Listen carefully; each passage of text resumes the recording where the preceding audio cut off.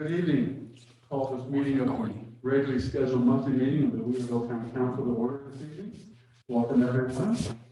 We have a smallish crowd this evening. I just certainly people being included speaker that decided it's more fun to go Christmas shopping to visit us this evening. But welcome all of us here and happy holidays to all Weavervillians. We also have a new feature this evening. It's our first meeting where we're stepping into the 21st century with having remote access. And you'll see at the top of the agenda, there is a link there so that members of the public or even members of council could participate remotely going forward from here. Now tonight, all council members are present, so we won't have any of those, but we may have members of the public hopefully who are utilizing this tonight. But in the future, we hope that you will take advantage of this new feature that we have. Members of the audience should know that this meeting is being recorded, so if you don't want to be recorded, you should hide your face, and it will be available later on the town's website and our YouTube channel as well. People who are home should be aware of that as well, that they are being recorded as well. Now, I'm encouraged also, councilors, to remind you to speak into your mic so that people can hear us. Some of us have booming voices, some of us have less of them, and need to have some amplification. You all have had an opportunity now to review tonight's agenda and the materials. Are there any adjustments to be made to the agenda from council members? Good, seeing none, we'll proceed with the agenda as it is. And first, I'd like to start with a special recognition for someone who's completing their three-year term as Weaverville's representative to the MSD board. Earl Valois, that's why you're here. Can you stand up, please? Earl has been our representative for the past 3 years at MSD, and correct me if I'm wrong, that's the Metropolitan Sewage District. And that's a very important role with a lot of very detailed and tedious kinds of meetings, so we're very pleased that Earl, who understands what kinds of details, was there to represent us. So Earl, thank you very much for your service to Weaverville.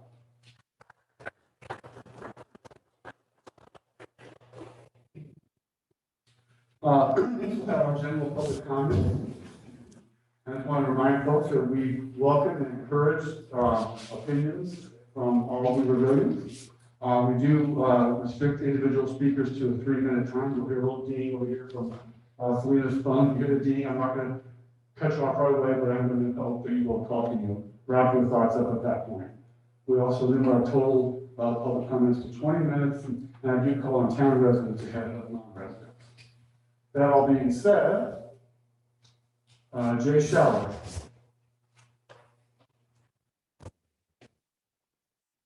You can state your name and your address.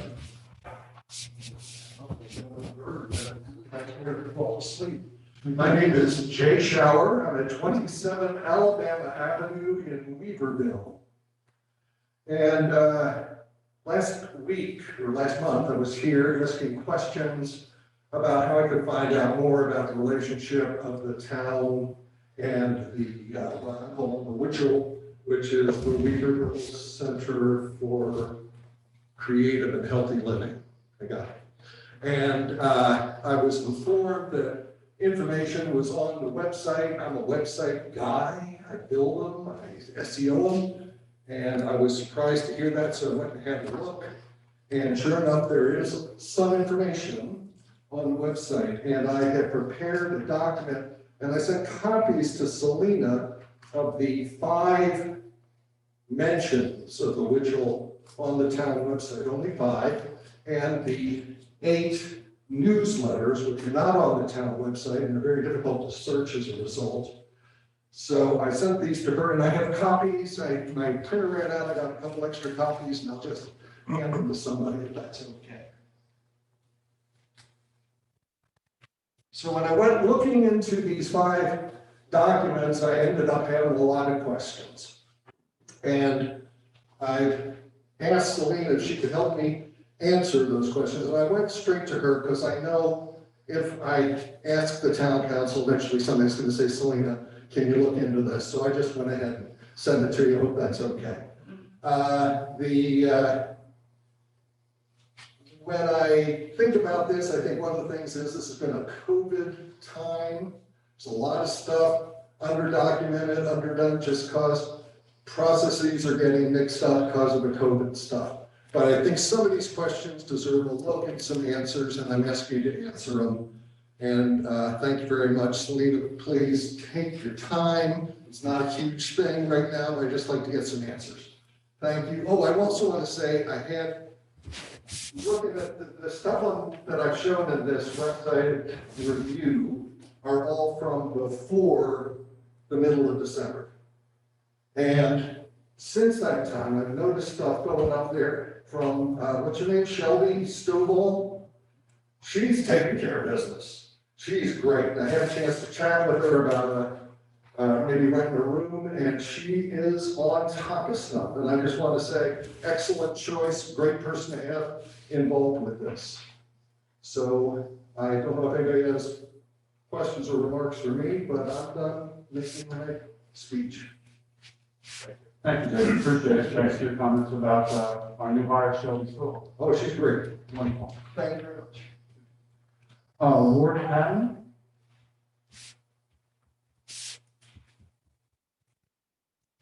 My name is Ward Patton, and I'm here to represent Weaverville.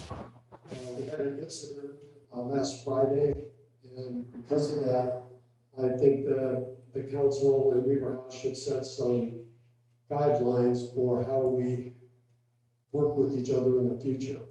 Weaver House has had several representative meetings multiple times with the town staff to talk about the noise ordinance.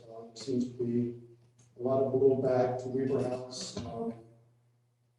But the incident that happened was a member of the council showed up on Friday, unannounced, didn't make a phone call the day before, but just came in. My staff is getting ready for a wedding the next day.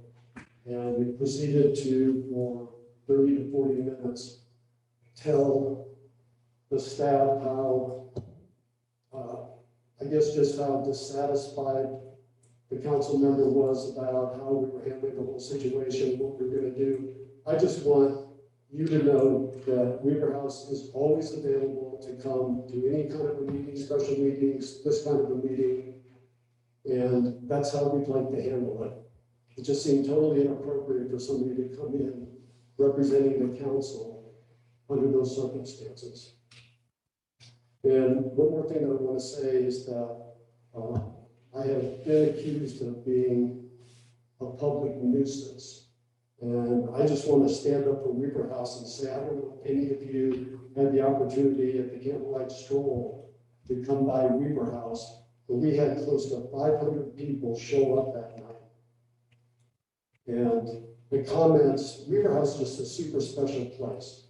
And I know that there are times where we've been maybe a little bit too exuberant, and I don't know if there's a solution for that. We're looking at possibly some kind of sound mitigation coming out of the building, just looking into it, we're aware of that. But ever since we opened, we have been and tried to be a vital part of the Weaverville community. And we've offered lots of things for people. Of course, COVID really set us back. And we haven't really gotten into doing that again. But that's our plan, because we want to be part of the community. And if you ask anybody that participates in the events that we've had before, I feel like we have like tons of support. So I know that we've got some people, even my neighbor who lives in the downtown district of a commercial town, I don't know if that's ever going to go away. So anyway, I just wanted to say that we're here, we will discuss everything that needs to be discussed, but let's do it in a public way. So I appreciate that. Thank you for your time. Thank you, Mr. Patton. I just want to say one thing, just so you understand, not a single person on this council represents the council. Okay, so I heard you say that a council member was representing the council. Unless we vote on something, that if I said something to you, I am not representing this body. I am just representing myself. So just to clarify that. So whatever engagement you ever have with a single council member is not representative of the group as whole. And for us to act as a group, you have to vote on something, so we cannot operate individually. That is my position also. Just so you know. So because it is the council, I want the whole council to decide what's going to happen. Yeah, one person, my opinions are my opinions, and it's not necessarily, yeah. So just don't ever let anybody lead you to believe that one person on council represents the entire group. Just seems kind of like a random outcome. You know, so, appreciate it. Thank you. Oh, thank you, Mr. Chapman. I appreciate your thoughtful attitude and ways to make sure Weaverville is a successful business in town and that the neighbors of you are getting along well. Thank you for your help with that. Morgan Brady.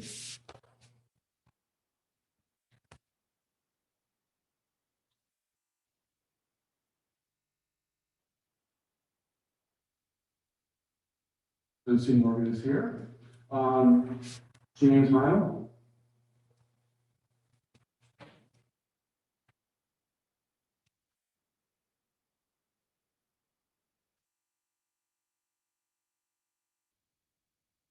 Good evening, everyone. My name is James Heindel. I live at 120 Sam's Road, Weaverville, North Carolina. That is not in Denver. On your agenda today, section 7, item E is about the annexation and zoning out of the 25 acres on Audit Road. And in that states the town council, should you wish to proceed with the annexation, the next steps would be to set public hearings on the annexation and the zoning map amendment. Excuse me. I am commenting today to ask that the council temporarily postpone any further action or voting on the proposed annexation for R12 designation. I understand this is not the final stage of this process. However, I ask that it be held at this point for the following reasons. Number one, I believe the final decision should be superseded by a decision on whether to perform the water treatment plant expansion, which will likely not be made for several months. And while these decisions could be made in parallel, my argument is that making them in series would be more appropriate. The second reason is that the process of having public hearings in the current environment with COVID and the winter months would likely cause public engagement to be far less than otherwise on a very highly contested subject. I received over 40 responses to the weekly email that I send out on Save Ivy River. And the sentiment of that, if you'd like to know some of that, I'd be happy to share it.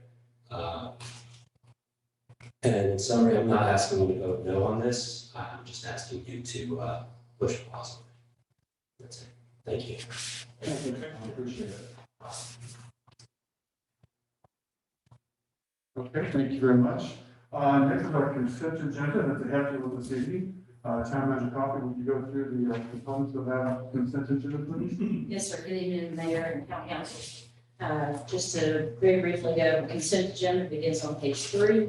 And this begins also with minutes from the 3 meetings, first of which being November 16th, special call town council meeting, November 22nd, the second one, that's a regular town council meeting, and then December 14th, workshop minutes. Then you flow in the agenda to page 10. Page 10 is your monthly tax report. As you'll see there, percentage collection as of November was 52%, left to be collected roughly 1.78, really roughly 1.79.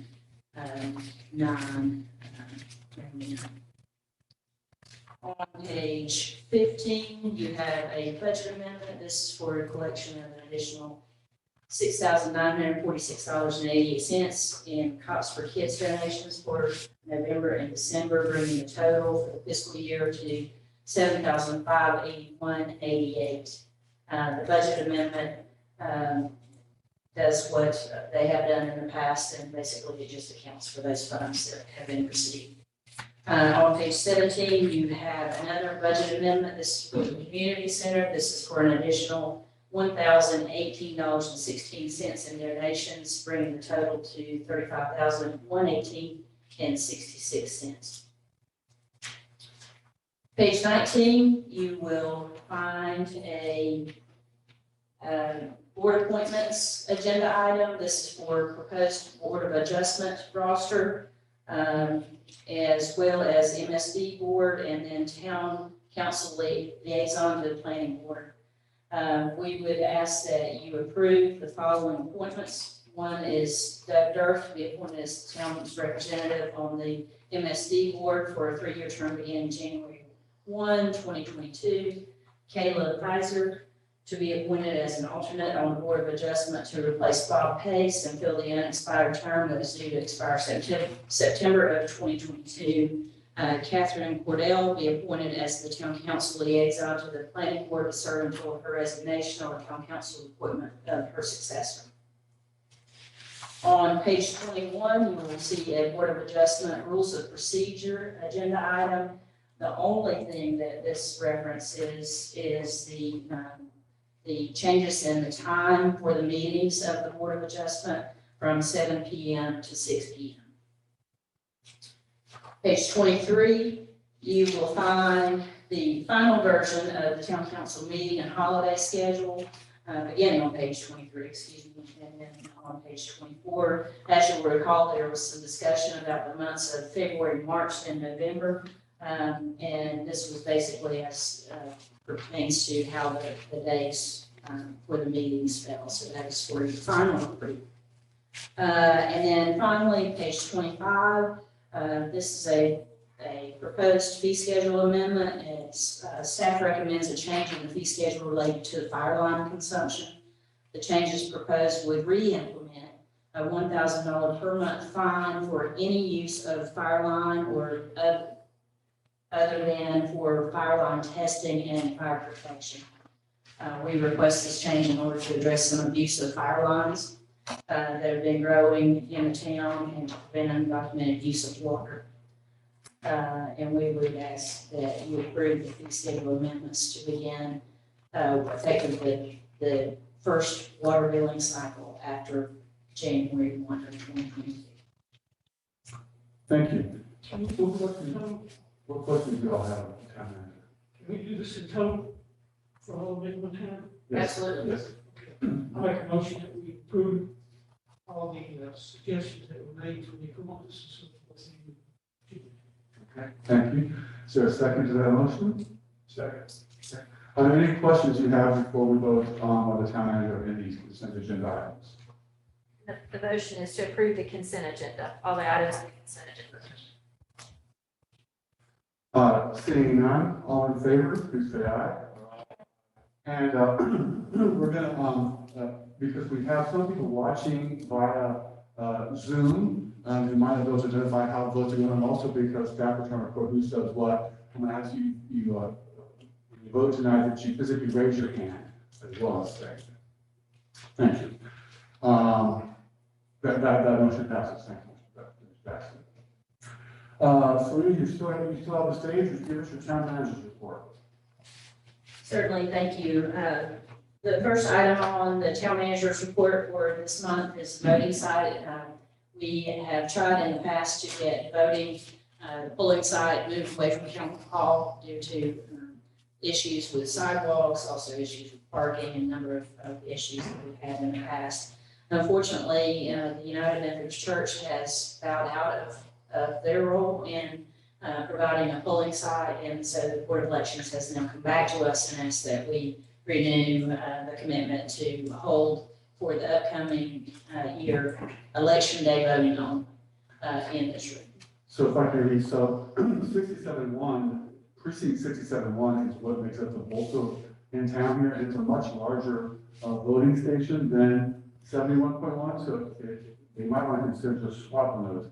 Even 67-1 at the community center moved to 71-1 into town hall, so because it's a much smaller volume. And also, we just went through the whole education process of teaching 67.1 to go to the community center vote, so I'm just hesitant to tell them next time, let's try and come back. However, the people who live in town can walk to this location. That's The true. people who live at the other one can walk to the community center. So to do it the opposite makes everybody have to drive to vote. that's a great question. And there may be a legal reason. Why does it have to be in two different locations? That's a good question. And if it did, we have multiple rooms, so I'm opposed to bringing it here. You gave all those good reasons, I don't want to see the vote back here, we have to say. But at the community center, whether the big room could be for the one person, or the small room for the other, or what are the legal reasons? So, right. So we understand, so if you would, when you talk with the Board of Elections, if you could give them those ideas, and see what you can work out, that would be great. Thank you. Absolutely. The second item on the manager's report is the January workshop is planned to have an extensive discussion about water treatment plant expansion. And Withers Ravenel will be present to give a more thoroughly detailed report on the information that they have presented before. Staff is also developing a list of questions that we would like to have addressed by either Withers Ravenel or town council during that meeting. Noise ordinance update, just to update you briefly, Mr. Patton spoke about it earlier when he spoke during public comment. Just to update you, we did meet staff level with the folks from the Weaver House, had a real positive conversation. We did come away from that meeting with an agreement, at least from the staff perspective, as well as those folks from Weaver House, that it would be appropriate to bring forward some potential changes to the noise ordinance for town council's consideration. Does not mean that obviously that you all are going to approve those, but based on that conversation, we felt it was appropriate to go ahead and bring those forward. And those were at that point in time during that meeting, they were actually agreed upon by the folks from the administration with us. But we did have some agreement about some of the issues that we were planning to bring forward. And this, we were proposing that this be on the January agenda for town council's review and consideration. Remote meeting procedures update. As Mayor Fitzsimmons spoke about earlier, we are live tonight. And we will have some policies and procedures next month. Our town attorney has been pretty busy over the last couple of months, and so this is one that she had planned on getting to you for approval this month, but was not able to do that, so we will have that back to you for the January meeting. And then finally, just an update on the public Wi-Fi. The Skyrunner folks have been very busy over the last couple of weeks trying to get everything in place and speaking with businesses downtown in order to get placement, appropriate placement for the equipment for our public Wi-Fi program and system. And so we look forward to giving you a better update. We have to give you an update or we have to finish the project by the end of this month. So we're on a very short time frame here. So, but I do want to let you know that Skyrunner has been, we know that they are working, they've been in our facilities, we've been in contact multiple times since you agreed to this program. So that's where we are with that, and I'll continue to keep you updated as we move forward.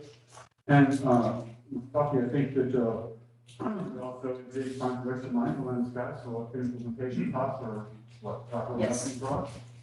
Near nothing? That's correct, with the exception of the monthly fees that we have, they did bring forward. It's printed here, but I'm sorry, I forgot to mention that verbally. They did find another $10,000 for the project. So essentially, it brings it down to very little out-of-pocket expense for the town for the equipment portion. That's correct. Good job. Thank you. Any questions for the town manager from her report? Very good. Next, we're going to hear our audit presentation, and Travis Peaver from our auditor, Gold, Keeley, and the CPA group is going to give us a presentation.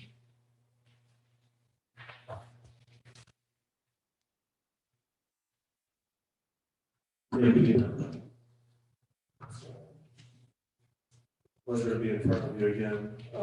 Thank you for allowing us to serve as your auditors again for the fiscal year 21 audit. Our firm's been doing this audit for a number of years now. We all appreciate the opportunity to work with the town. Special thanks also to Tanya and all the staff in the finance department. They're always a pleasure to work with, and this year was no different. I'm going to be brief this evening, and I will mostly cover the 2 audit opinions that we issued that are included within your annual comprehensive financial report, which will be part of your agenda. And then there's also a board communication letter in your agenda that we issued. And then I'll also touch on a couple of financial highlights. So we issued 2 audit opinions or audit reports that are in the town's ACFR. The first report's on page 1, and it covers the financial statements and disclosures, just the typical audit report, similar to what you would see in the financial statements of a business. We issued an unmodified opinion, which means we believe the town's financial statements are presented fairly in all material respects in accordance with generally accepted accounting principles. This is also known as a clean opinion, and of course, that's what everyone wants when they have an audit. The second report that we issued is a report on internal control over financial reporting. It's on page 102 near the back of the ACFR, and this is a report that's required by governmental auditing and reporting standards. It's found in the audits of governmental entities and certain nonprofits. We review your internal controls over financial reporting and compliance with key laws and regulations to the extent necessary to perform an audit of financial statements. Keep in mind, this does not constitute a full internal control audit, rather than only performing an audit of those controls that are most impactful to the numbers of the financial statements. We do this in a number of ways. We conduct walkthroughs and interviews with staff. We observe processes in place and transactions as they occur. We will review a sample of cash disbursements made by the town to ensure that proper authorization was given and that budgetary authority existed. We review a sample of employee payrolls to make sure that employees are being paid at their approved rate and for the number of hours entered on their time sheet approved by the supervisor. A number of other things also that kind of hits the highlights. All that's to say we did not note any material weaknesses in internal control. We noted 0 instances of reportable noncompliance with laws and regulations during our audit. That's a mouthful, but just that is we had no findings, which is what everybody wants. So we'll read through the financial statements, and I think it contained about a clean 113 pages, so if you need some light reading over the holidays, feel free. And don't hesitate to reach out to me if you have any questions. Go to the next slide. So a few financial highlights on here. This is a pie chart that shows the revenue breakdown in the general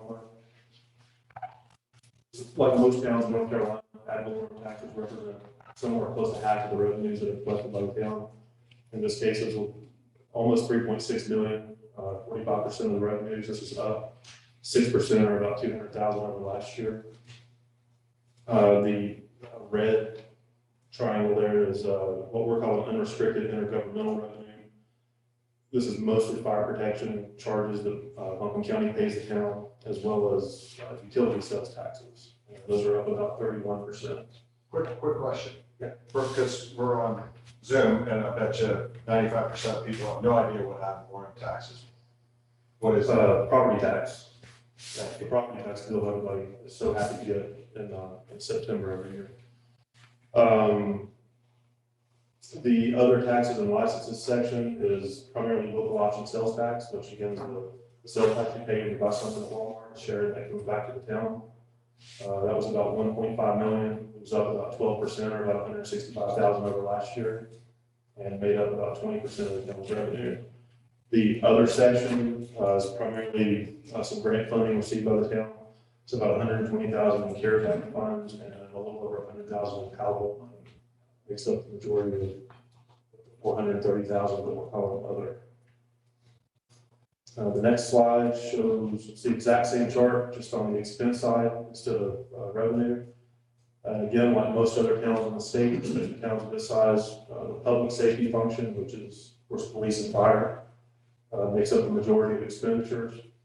It's about 4.4 million, or about 63% of the expenditures of the general fund.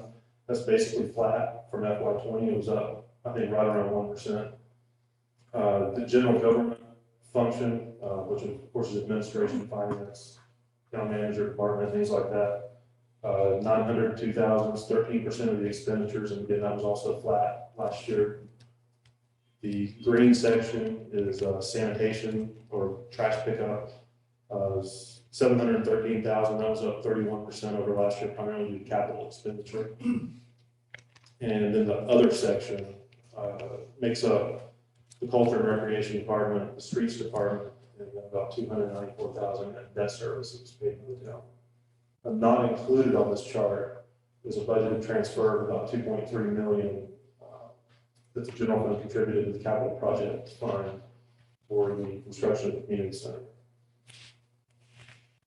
And then the next slide shows the change in fund balance and fund balance available for the general fund over the last 4 years, or last 3 years, I'm sorry. And you see it took a dip in 2021. That's again due to budgeted spend down in fund balance due to the community center. Fund balance was down about 1.3 million from FY 20 to 21. The general fund contributed 2.3 to the community center. So that's essentially paid for all but about $1 million of the transfer in FY 21. So overall, that's I'd say that's pretty good results. Available fund balance, which is a statutory calculation that's required by the state of North Carolina, went down a similar amount, as we would expect, about 5.2 million. This chart shows that fund balance available calculation compared to other governments in the state. The state of North Carolina requires that the government maintain 8% of their annual expenditures in fund balance, 8% being about 1 month's worth of expenditures. You guys have historically been way more than that, up around, you usually keep about a full year's worth of expenditures in fund balance. We've spent some of that down.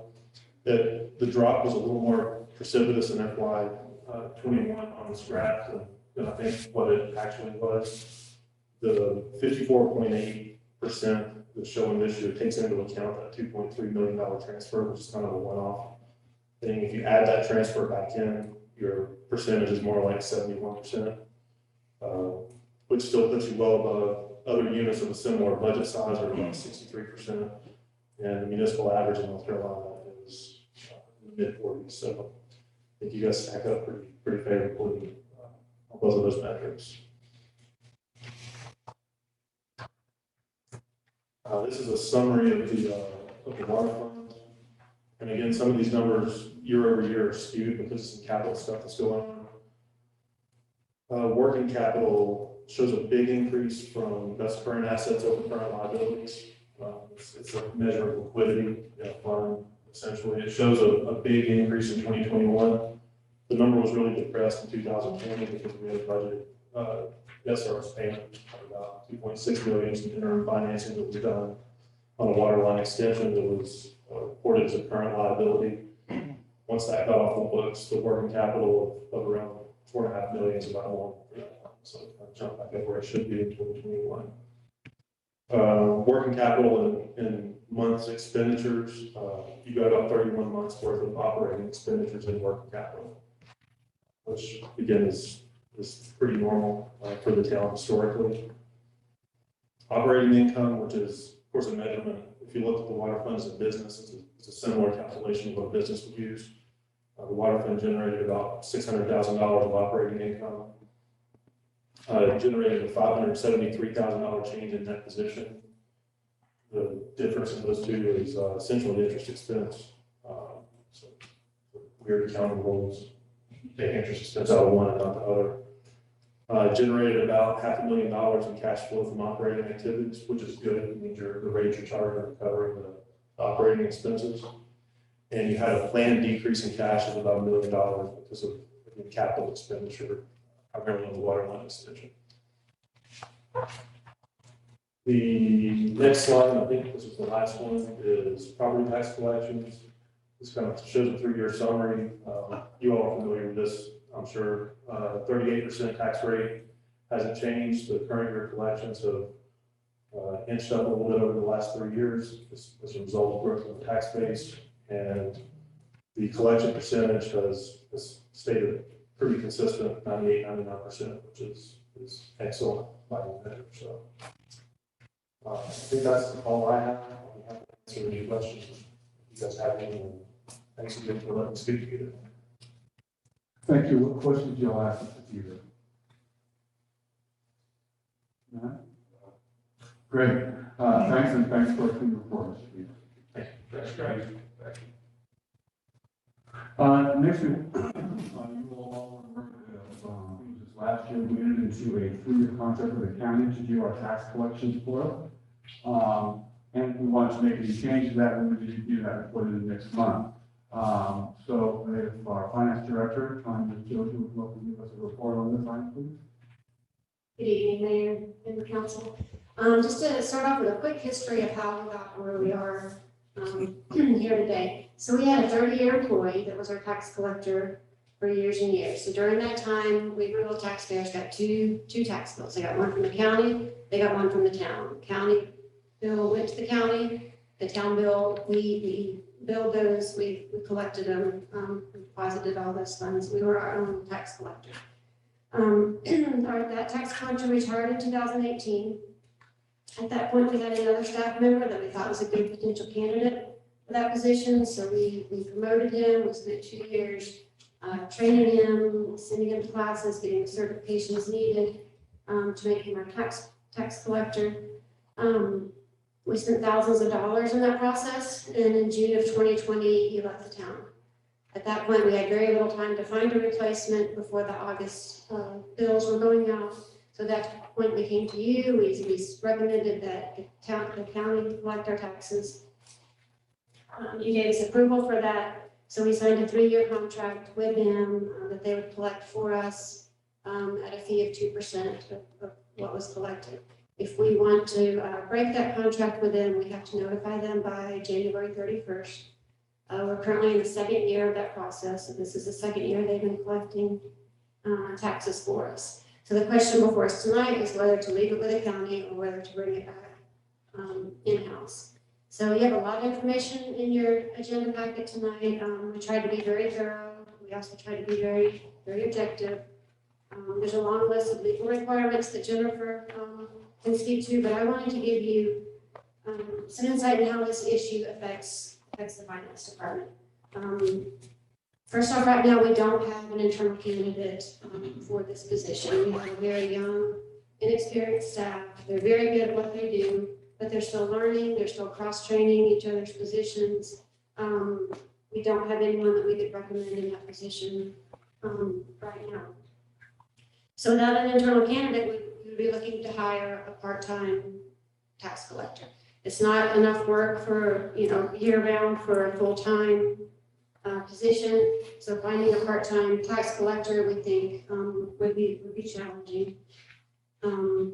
This isn't the kind of job for the skills and expertise you need for this position. It's not something we could just pair with another department, part-time tax collector and part-time something else. We don't think would work well. And my concern with hiring and training any employee is that we could end up in this very same position 2 or 3 years down the road. We invest the time and money in an employee, and then they don't stay, and then we're right back where we were. People don't stay in jobs. We don't have 30-year employees anymore. I feel like those people are retiring. I think the average now is, I'm hearing 3 to 5 years for people to stay in a job. County, on the other hand, has an entire tax collection department. They have 13 full-time employees, 6 of which they call force collectors. These are people that go after the late payments, the non-payments. They also contract with external attorneys to go after those that don't pay. And that's how they ultimately collected on our behalf King Holdings that were late the last 2 years. If you remember, they owed us $40,000 at the end of each of the last 2 tax years that they finally were able to collect from us. But the county has an average collection rate of 99.9%. They also took in all of our back taxes, our prior year taxes. They loaded into their system. It took several months to get that process done. We paid $2,000 for a programmer to enter all those taxes into their system. But they've been going after them. We've been receiving taxes as far back as 2014 and 15. So even all those small amounts that we had left uncollected, They are now going back and collecting for us. But aside from the staffing issue, my other main concern is the accounting issue of doing this in-house, and also the audit issue, which I'll speak to in a minute. The accounting side is very complicated. It's very complex in the system. Everything starts off fine, we load the new tax year, it's in the system, we match with the county. Everything's fine, but then you have discoveries that come in. You have multi-year discoveries where they can go back 5 years on discoveries and assess prior year taxes in the current year. You have releases and refunds, you have appeals, you have annexations. All these things that tend to throw everything off. And we've never had a tax collector that also understood the accounting side of it. So it's always fallen to me to try and make the reports right, to get it right in the system, to make everything reconcile and match the way it should. I'll spend hours trying to make that happen, hours on the phone with our software support, trying to figure out what's off in the system. Ultimately, I would give up and I would tell Travis at audit time, I'm sorry, I can't make it match, you're gonna have to fix it. So that does lead to more audit time, which is more work for them and ultimately more cost for us. On the audit side of it, you've also got an increased audit risk because you've got, close to $4 million flowing through our front office that we're collecting, we're taking to the bank each day. It just increases your risk. Instead of an electronic payment coming from the county, we're handling all that cash ourselves. Highlighted in red on page 41, drawing your attention to that is a summary of the cost comparison. You'll see the 2% fee charged by the county amounts to about $69,000. And this is the budgeted levy. If you remember our actual levy payment, a little bit higher than that, so that 69,000 might be closer to a low 70,000 number. But compared to the town cost of 64,100, it's not that much more. Now, to get to that 64,000, we took the mid-range of the tax collector, which we just learned from our case studies, around $55,000. We took 40% of that. We added the required benefits, the certifications. We added a portion of my time, Jennifer's time, the front office staff's time, plus the cost of all the requirements, the fiduciary bond, the advertisement, the tax software, the support, the billing costs, postage, bank charges. We also have a one-time support of at least $2,000 to get all those taxes loaded back into our system because everything now is wrong. But once we went to the county 2 years ago, all of our records are outdated, so all that would have to be brought back in. So we could potentially save a little money by collecting it ourselves, but I really believe benefits to the taxpayer far outweigh the cost savings that we may be able to have. But for the taxpayer, it's one tax bill. It's one bill they get from the county. It's got the county taxes and the Weaverville taxes on one bill. It's one payment to the county. It's online access to see their tax bill, which we've never been able to provide them before. We always would get calls asking if can we look at our tax bill online? We've never been able to tell people that they could. It always caused confusions with mortgage companies, with realtors, with the taxpayers to have two separate tax bills going to two different places. So it alleviates so many errors and so many problems by having it all centralized with the county. But finally, we're a small staff. We all wear a lot of hats. We work a lot of hours, and this is not about not wanting to take on the work. We never shy away from work. In fact, we're always coming to you saying, we can do this in-house. Staff can take this on. This is how we can save the town money. This is one instance where we're all in agreement that in our opinion, this is better left with the county. They can do a better job. They can do a more efficient job. It's more equitable to the taxpayer. Ultimately, it all comes down, I do believe that it is in the Weaverville taxpayers' best interest to have the county collect their taxes.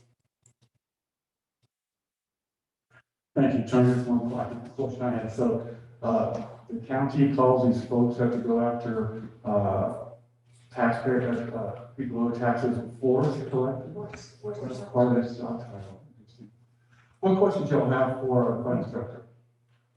I think the main point I was very much interested in is the fact that it's trying to put it out.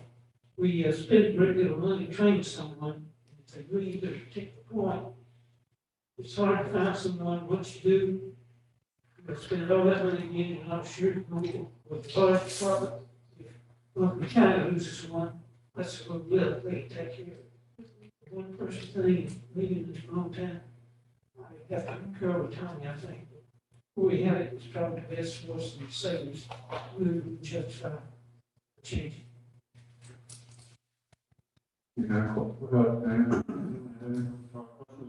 Yeah, Tanya, so, and thanks for putting this together. Very thorough and pretty clear, you know, where you guys stand, and respect that.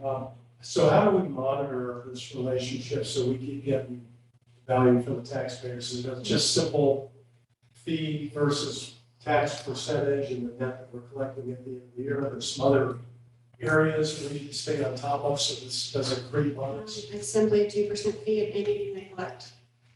And they're charging, on the back taxes, they're charging interest, they're charging penalties, they remit all of that. And again, they just withhold the 2% fee out of their payment to us. They've been great to work with, they've been wonderful. And you know, most, for the data that we could find, it looks like about 80% of municipalities contract with the county to collect their taxes. And there's a reason that most people do that. If it were as simple as hire somebody and do it yourself, more people would do that. But I think most are like us. You had a long time taxpayer, you kind of kept it in-house until they retired. When they retired, they've gone with the county. The county collects for everyone except for Biltmore Forest at this point, Franklin County does. So thank you. I know where you stand, you know where I stand. So I have a problem with the word collection, because the county doesn't collect my taxes. They make no effort to collect my taxes. They send me a bill and I pay my tax. So I don't believe they collect taxes. I believe most people in Weaverville pay their taxes without anybody other than getting a piece of paper in the mail. So I count collection of taxes like accounts receivable. Most of our customers buy something from us and they send it. So a very small percentage we have to forcibly go get. It's strong. So I would wonder, because it's not 2% of what they collect, it's 2% of what taxes are paid. So that's a difference of opinion. So the county, I forget what the ad valorem was. What's the number? 3 point whatever. Tax levy? Yeah, or property taxes. 3.4 million. Right, okay. So out of the 3.4 million, I would venture to say most of it, and there'll be anomalies like BioKing, most people pay their taxes without the county strong arm. Who here is that wait for a tax collector to get mad at a call before they pay? Nobody. Okay, nobody. So I don't, and I'm not, all your other great points, great presentation. So I look at it as paying $69,000 to collect, very little, not to collect 3 million, very little. So I would wonder what number so I would propose a hybrid solution. They're not going to agree to it, to say, yeah, when you start collecting taxes and the force, whatever that was, yeah, we'll give you 2% of that. They make their money on the freebies, right? They make their 2% for doing nothing. So we pay them 2% for doing nothing when I pay my taxes. For process. For processing it, but they're not collecting it. Right. They're not collecting it. So it's a processing fee. Absolutely. You're spot on. So, and I don't necessarily believe it would cost us $64,000. And I agree with you that the Shelby should not be our tax collector, but I think that number is probably high. And yeah, it probably is a pain in the kazooza. A lot of companies outsource their accounts receivable. They hire, companies hire to do HR. So that's not uncommon for sure. You know, you weigh that, you're correct, you go, we're in the business of making emblems, and I really don't want to do my payroll. I could outsource my payroll to a payroll company. We're a very small company in the big picture, just like Weaverville is a very small town. So ironically, I chuckled when Travis put the numbers up. You guys are doing great, and actually, numbers are numbers. If Travis is here, he would agree with me. The numbers are down. The county's collecting less than you guys as the town of Weaverville. So you outdid, congratulations to you guys. You know, it was hard and expensive. You outdid the county. And I don't care if it is 1.27 or whatever it is. This man wrote a career in college. A win's a win. Whether you win by 0.001. So 2001, they collected less than you did in 2019, and in 2020, they collected less than you did in 2019. So everybody knows how I feel. I'm against it. But I'm only, as I pointed out to the gentleman earlier, I don't represent the county or the council. I represent myself. So I'm not.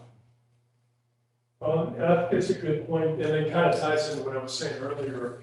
I think we should monitor it very closely, and to Andrew's point, be aware of how much, if we can measure it, how much they're actually having to communicate and go after versus being. These past 2 years was definitely a lot of effort on their part, and they did contract with the external attorney to get the King Holdings. And that was $74,000 over the last 2 years. Okay. Yeah, so if we can track this and if some of those metrics are flatlining, and a couple of years from now, if we're in a better position personnel wise, we may be looking for some operational savings again. Yeah, what I wouldn't want to see is where, they start raising the fee just because they can. 2% becomes 3.5 or something like that. That was gonna be my only question, is do you know if our contract, our 3-year contract has a clause on it at the bottom or something that says you can renew this for an additional 3 years at no additional cost or something? So that would probably be a great negotiation thing. I mean, I think you've done a great job putting this all together. It makes perfect sense to me. And I know how it is to have to hire people, and they're probably not gonna stay, and we waste a whole lot of time retraining them. So I would go with this. I don't believe there's anything in the contract about the following 2 years. Well, at least the contract does say for these 3 years, it would say. What I would anticipate is, unless there's a majority vote tonight to give notice to the county to terminate early, then what we would propose to do is continue along with this contract, which takes us through FY 2023. So we will have to come back to you at some point, either with a proposed renewal of a contract or a different proposal to bring it in-house. But they're not going to raise the price in 2022 or 2023. Correct, it's 2%. This contract is locked in. I Yes. think was your question, right, for the 3 years? Yes. I couldn't find anything. Are there any other questions or comments on this issue? Now, I'm going to control the field, otherwise then we'll just continue with the process, but we'll closely monitor it and attention to renewal next year. Thank you. Thank you very much. Appreciate it. Water Supervisor Duncan, come and tell us about the state revolving loan grant application.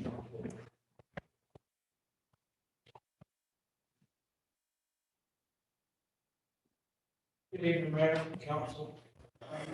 What you have before you is a proposal from Withers and Ravenel to apply for a state revolving fund grant for some pieces of the water treatment plant expansion, some items that we're going to need whether we expand or not.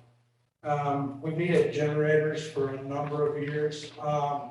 Used to, it wasn't quite as big a deal.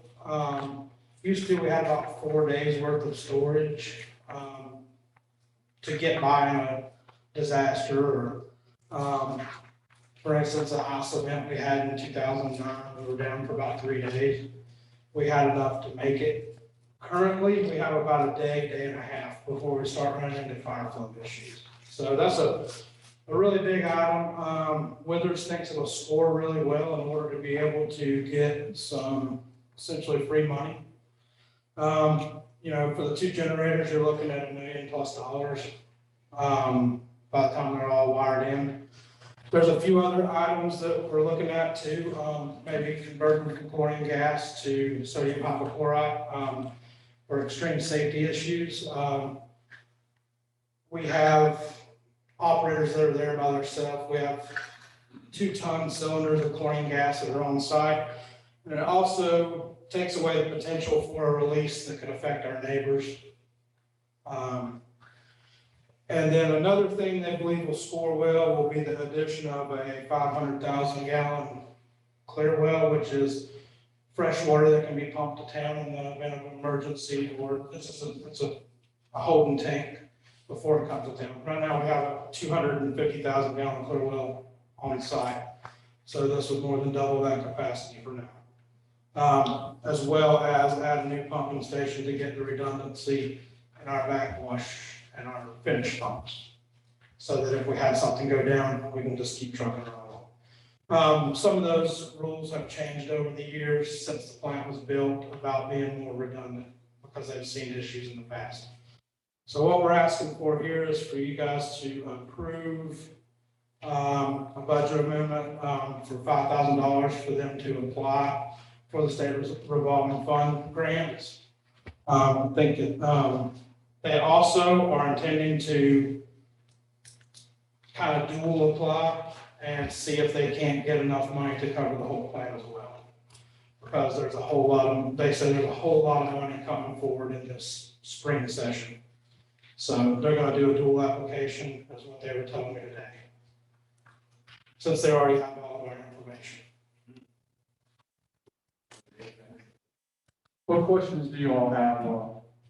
I have one question for clarification. Throughout this summary here, they use words one place, different words somewhere else. They use loan, and they use grant, they use loan, grant, in the same context. Can you kind of elaborate a little bit, because it seems to me that What the state, from what I understand, likes to be called a loan with principal forgiveness versus the word grant. And they could come back and say, well, we don't approve you for a grant, but we approve you for a loan with a little bit of interest. So that kind of just leaves the window open. But they seem to think the items that I told you about would score really well and hopefully get free money essentially. they also mentioned in there about primary purpose of this is to save some money on water plant expansion. Elaborate on. Yeah, well, this would offset say we got the items that I listed to you, that's almost $3 million worth of items that would be in the water plant expansion. So if we were able to get a grant just for that portion or a loan with principal forgiveness, that would take essentially $3 million off of the top of what the plant expansion would be. Good, thank you. Are there any other questions? Is there a motion to accept this? Andrew, sorry. Sorry, just focused that raising my hand.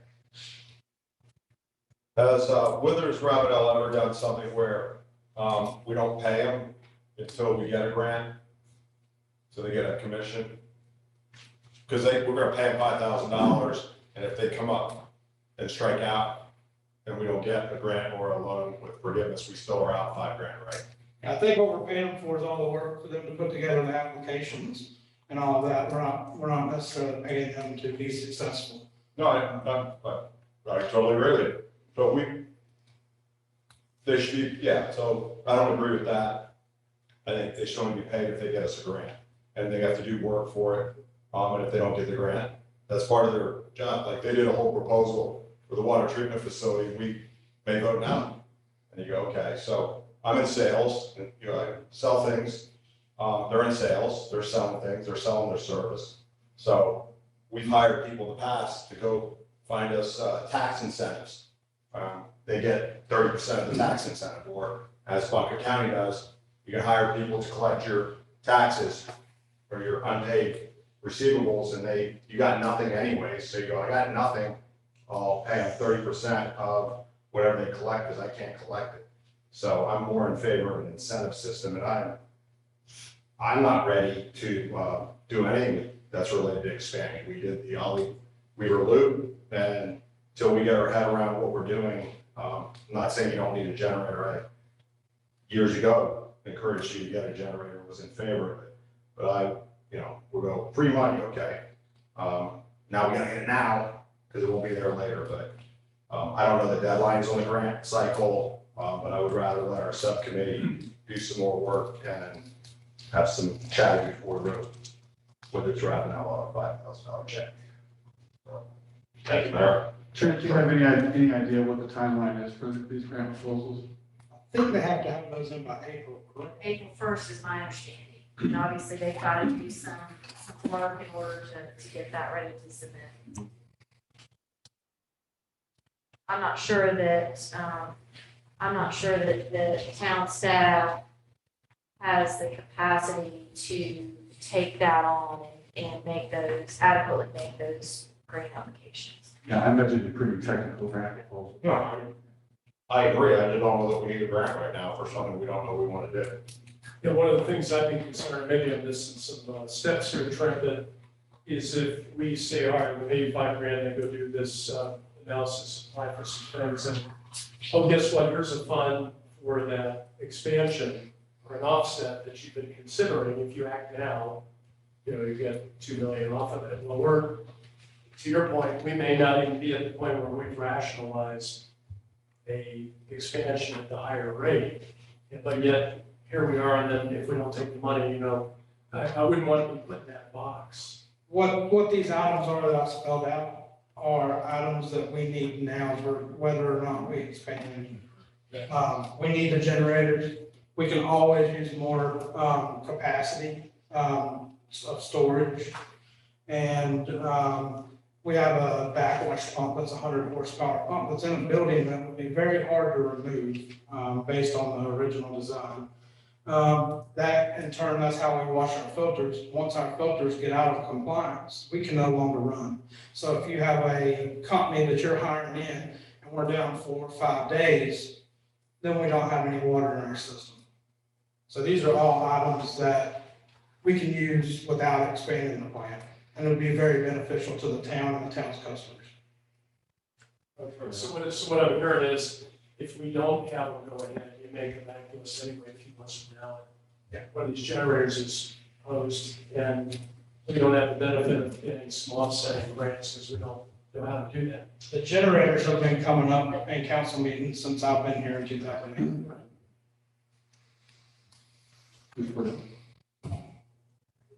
Yes.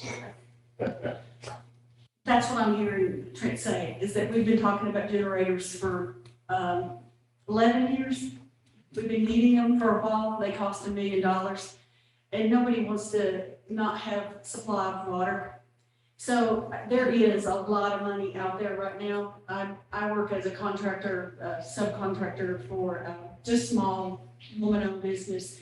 And recently I've worked on getting some of this type of money. And I don't do it for free and wait until she gives me good information or bad information. I fill out all the forms, and when, we get money, I do the happy dance, I'm glad.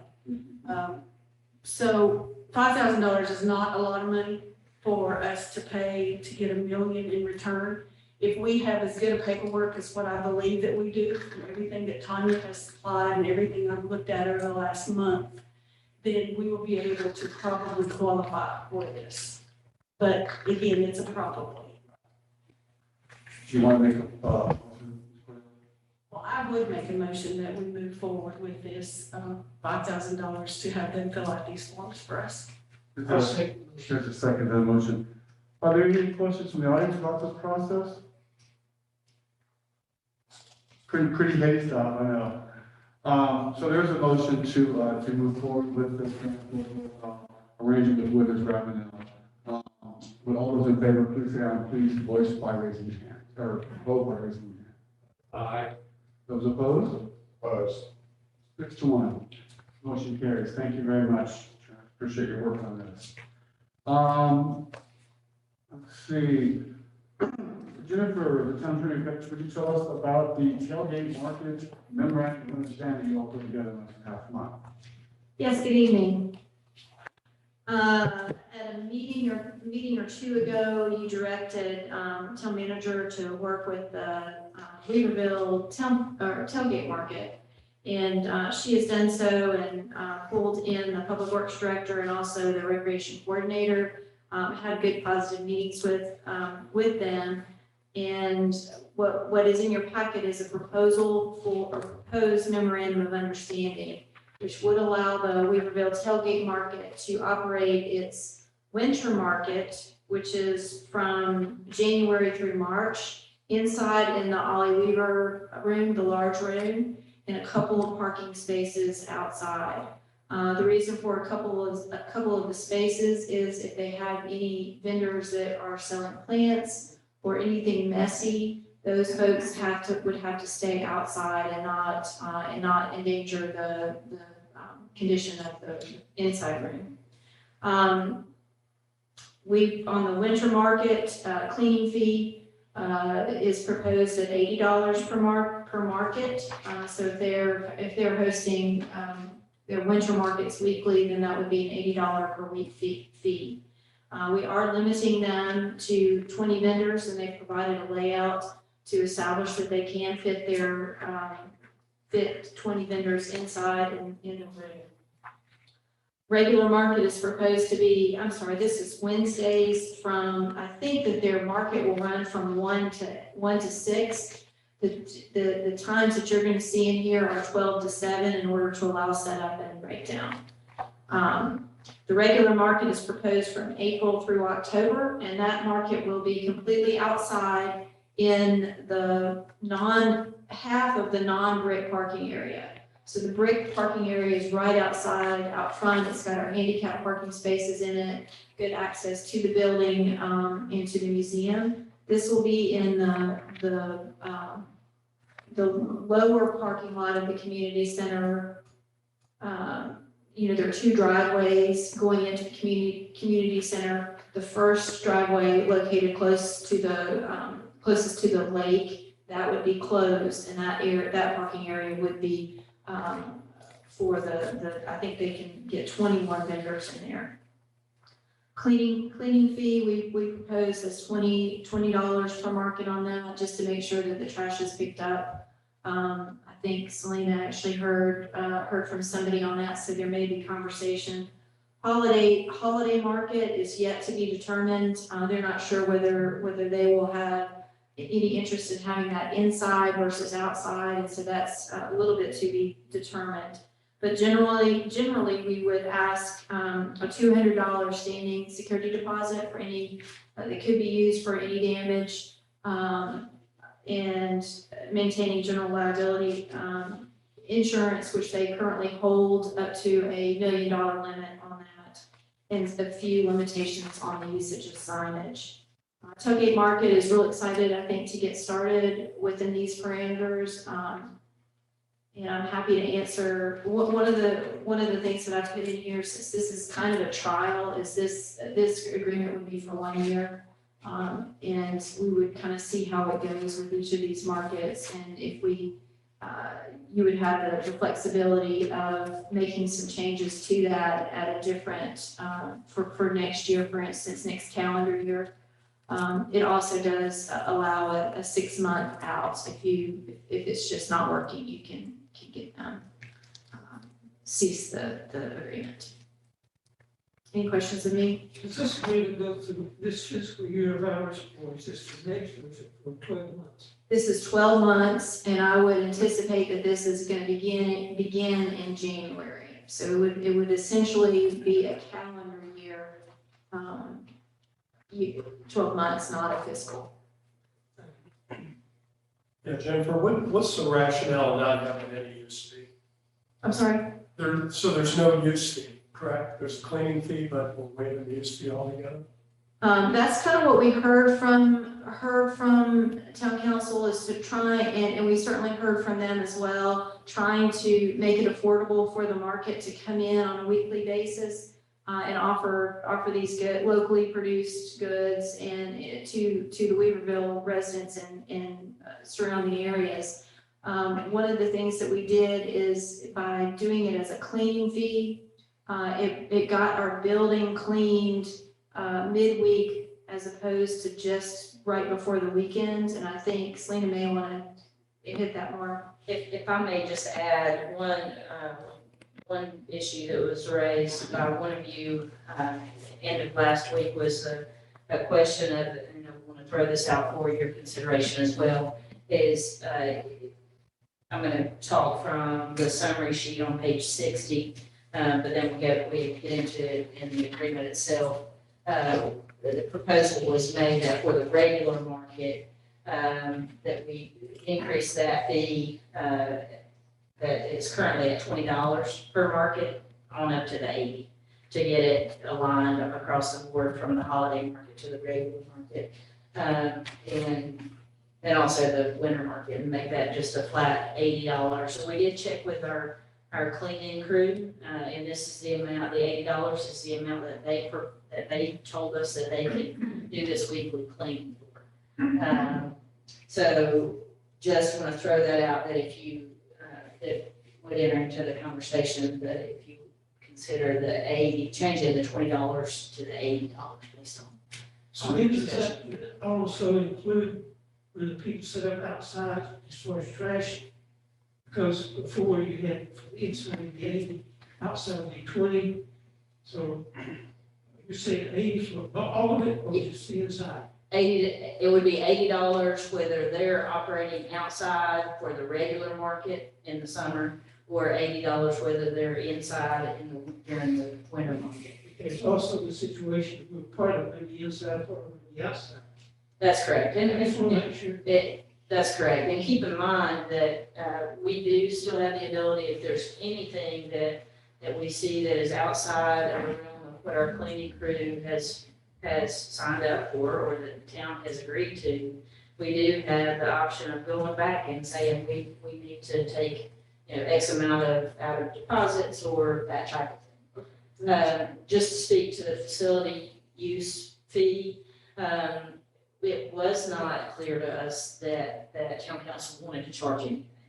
And that's why we went the direction that we did in order to make this more economical for the market. Having said that, we're open to hearing your comments and adding a use fee. Absolutely. Yeah, well, I think in that meeting, I was saying that thought we need to be consistent in use fees with other organizations, and not just waive it unless we're doing that in other circumstances.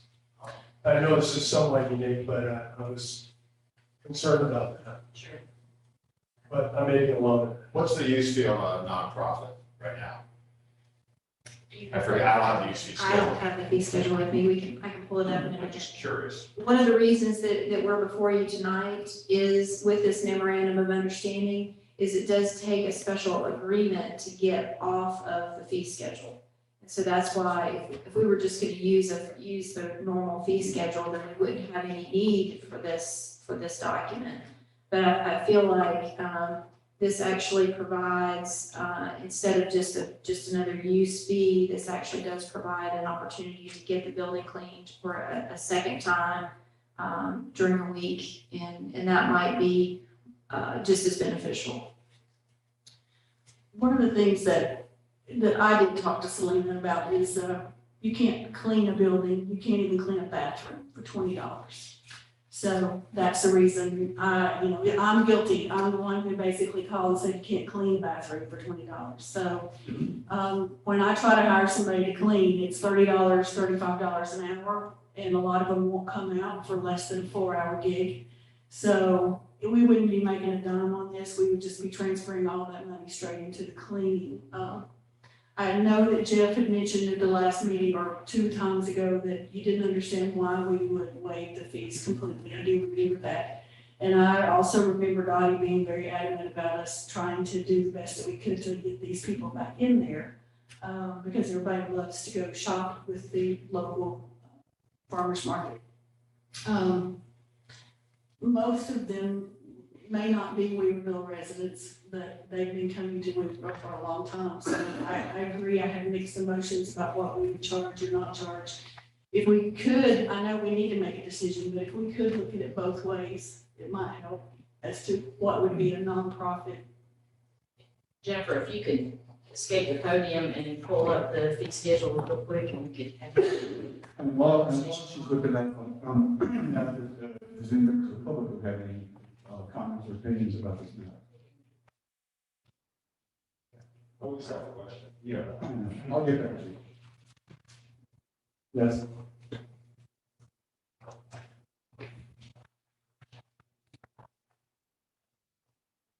Hello. Am I allowed to take my mask off while I speak? You may. I'll try not to cough or, all that kind of stuff. My name is Laura Ayers. Currently, I'm not a Weaverville resident. I live right next to Hamburg Crossing, which is this tiny island of Weaverville in the middle of nowhere. And then maybe the next situation is the golf course. Anyway, so since I didn't get to be here for the public comments part, this is an opportunity.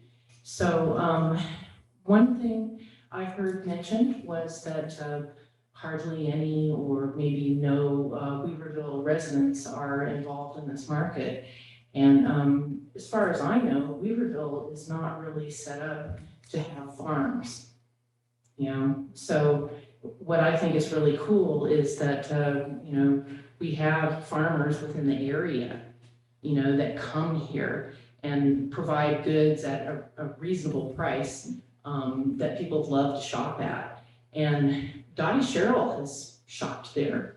There are many other people involved in Weaverville government and downtown businesses and community that shop there.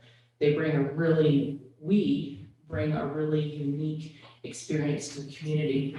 It's so much fun to watch a family and their kids, looking at vegetables and learning about all kinds of stuff and buying and bartering and all that.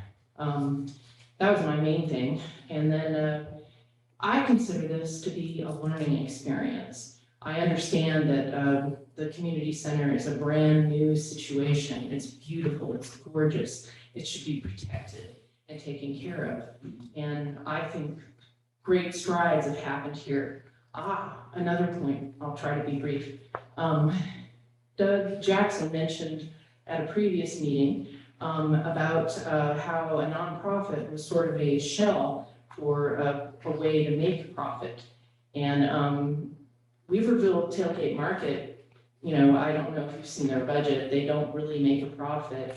And one woman who does most of the work for them, Lori Collins Jenkins, does not receive any kind of reimbursement for what she does for the market. And if there were fees charged, then that would mean the fee for each vendor would go up and there would be less vendors. And that would just be kind of a downward sort of spiral. But anyway, I think that's all I have to say. Thank you very much. You're welcome. Andrew. Did you find this? I did. I did. Why don't you go first then? So under government, can everybody hear me? Government, nonprofit, educational churches, under that section, resident, the maximum daily is $75. If it's non-resident, it's $150, and I'm pretty sure that they call themselves Weaverville Tailgate Market, and I know that they've got at least one member that is a Weaverville resident. I think y'all have been pretty generous in classifying that. If it's considered a private situation, if you determine that it's for sale, it's selling stuff and people are making money on this, then daily maximum is $200 for resident, $400 for non-resident. So at least it's $75 daily maximum, most it's $400. So my question, and maybe I missed it, if there's breach of something, so you got all these rules you gave them, under termination, section 7, I can't find where if either party breaches the contract, so if you say there could be X and they do Y, is that a way to terminate the contract? maximum 21 vendors, and they put 30 in there. We told you 21, and they keep bringing 30. So am I missing a termination for breach of contract, or you're the lawyer, not me? I can look at that again and make sure that that's in there. That should It be was fine. meant to be in It does say that we can terminate with a 30-day notice, though. Yeah, there. It does not here, it's in here. If Okay. the tailgate market defaults, the performance of any obligation or condition, tailgate events, tailgate of such defaults, or Okay. tailgate fails to cure it within 30 days. right. So I'm misreading it, right, you go, I'm thinking of this 30-day notice, that's, give them 30 days, they broke the rules, yeah. You get 30 days to fix it. They got 30, right, or 30 days, and I don't think that's their intention, I'm in favor of this, they were, just for a short history, they were involved in the original community center group, okay, so, not that it matters, but I'm not in favor of charging them, I think they, as Laura said, I think they add value, and to Doug's point, I think where he was headed, yeah, so the Weaverville Tailgate Market LLC out of Marshall is a nonprofit involved with the farm. You know, they're trying to make it work, but in this particular case, I have absolutely no problem not charging them. More than the $80 for the clean. Correct. Yeah, well, Right. would Thank you for the clarification. you like to put that in the form of a motion, Mr. Nagel? But I think there's somebody standing at the podium. Hello,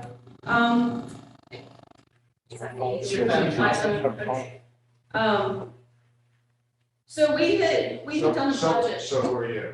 And where are I'm you? sorry, I'm Michelle Clausen. I was the treasurer this past year. So we did a budget for next year with the $20 cleaning fee. And so when y'all said this, I changed it to $80 cleaning fee. And that would bring us to losing $1,100, which we do not have. So that means that we would have to raise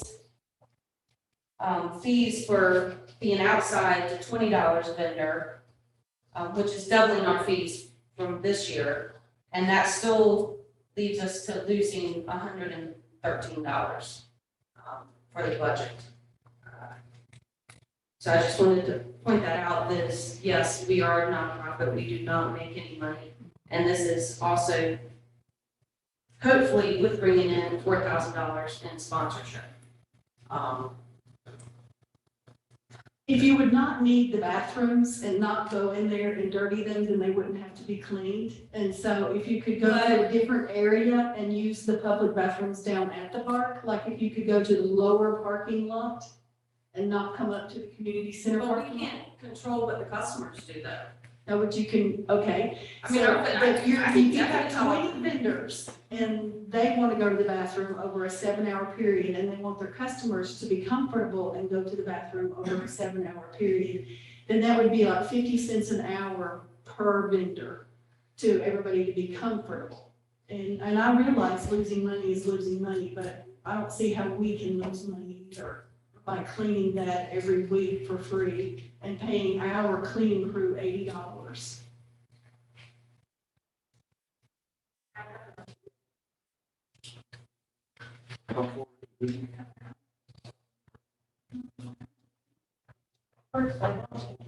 Take 7 hours to clean this bathroom. No, it doesn't. It's open, so. Ah, Right. It's open for I 7. misunderstood. I apologize. All right, so in the history of having the market at the community center, at the old one, the vendors, the market, respected the space. And often they would have to clean after renters who did not clean up after themselves and got their deposits back. And over the years, we took turns. We'd have sign-up sheets for us cleaning it. And we'd have people that would sweep, people that would do the trash, people that would clean the bathrooms. I remember cleaning the bathrooms. So, you know, that could also be an option again. Just throwing that out there. Thank you. Are there other questions or comments? If I may make just a real quick comment with regard to cleaning. We are not staffed nor do we have the ability to call our cleaning company at last minute's notice if the building has not been cleaned, and let's say we have an event scheduled for the very next day. We do not have that capability, so we would have to make some adjustments, just putting that out. And I think there should be consistent with what you need. Yeah, I'm fine with, not charging the use fee based on the conversation here, but it sounds like you covered our exposure on the cleaning at the $80. But if the town has to pay that, then we're basically going negative every time. Which doesn't seem to make a lot of sense. I mean, I don't know if there's any kind of middle ground here on, hopefully the vendors see some value in there and it's worth an extra $10 a vendor. I don't know. If I could make a suggestion, one of the things that what we're talking about is a cleaning fee on the regular market. It's not due to start until April. So one of the things that we can do is go ahead and put this in place with a promise that we will continue to work on that aspect of it, the regular market cleaning fee, and bring that back to you before we get to April. Or how about we just write it up for 90 days instead of, because just to get us through the winter, and then we look at it again. It's your agreement. We can certainly do that.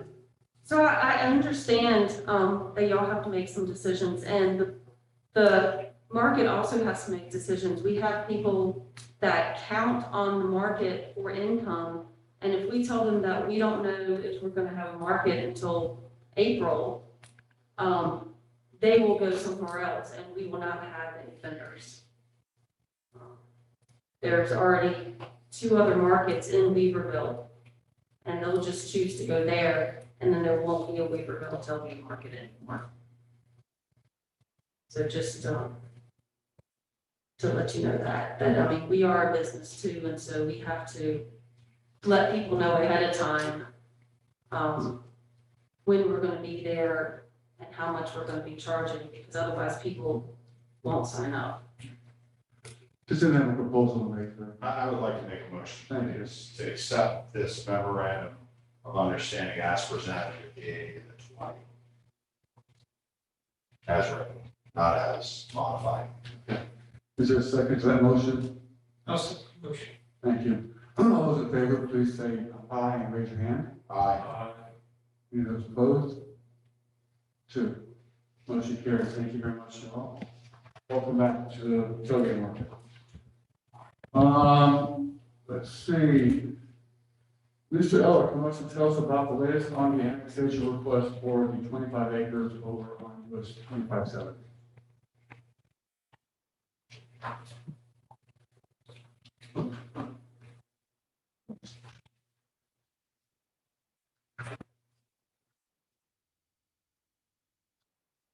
Good evening. This being the 3rd trip before council on this matter, I'll be as brief as I possibly can. And as always, open the floor for any questions that you may have. I do recognize a representative of the application is with us this evening as well, should you have any questions that perhaps he can be of assistance with. You have a tremendous amount of information before you this evening. You were calling the previous meeting, you were presented with a certificate of sufficiency. At which point you also instructed that the zoning application be forwarded to the planning board for their review and comment. That event did occur on December the 7th. The vote was not unanimous, however, it did achieve a favorable recommendation by majority vote of your planning board.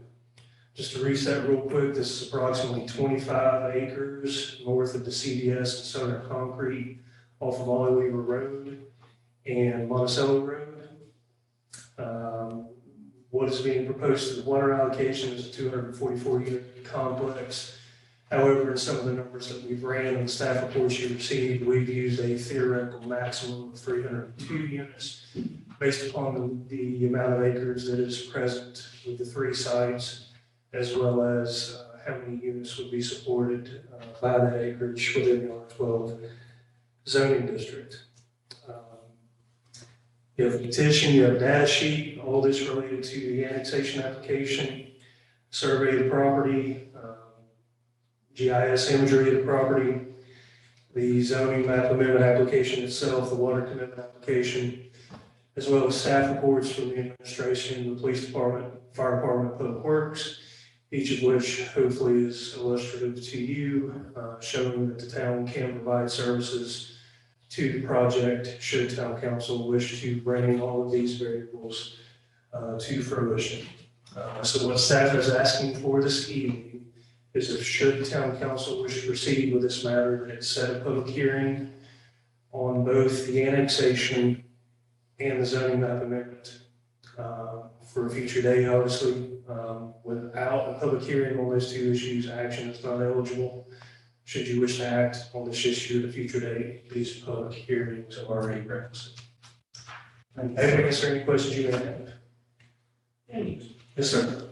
although the intention is for 240 units, it will be legally permitted to do 302. Is that correct? The 25 acres and change multiplied by the 12 units per acre does come out to approximately 302 units. Yes, sir.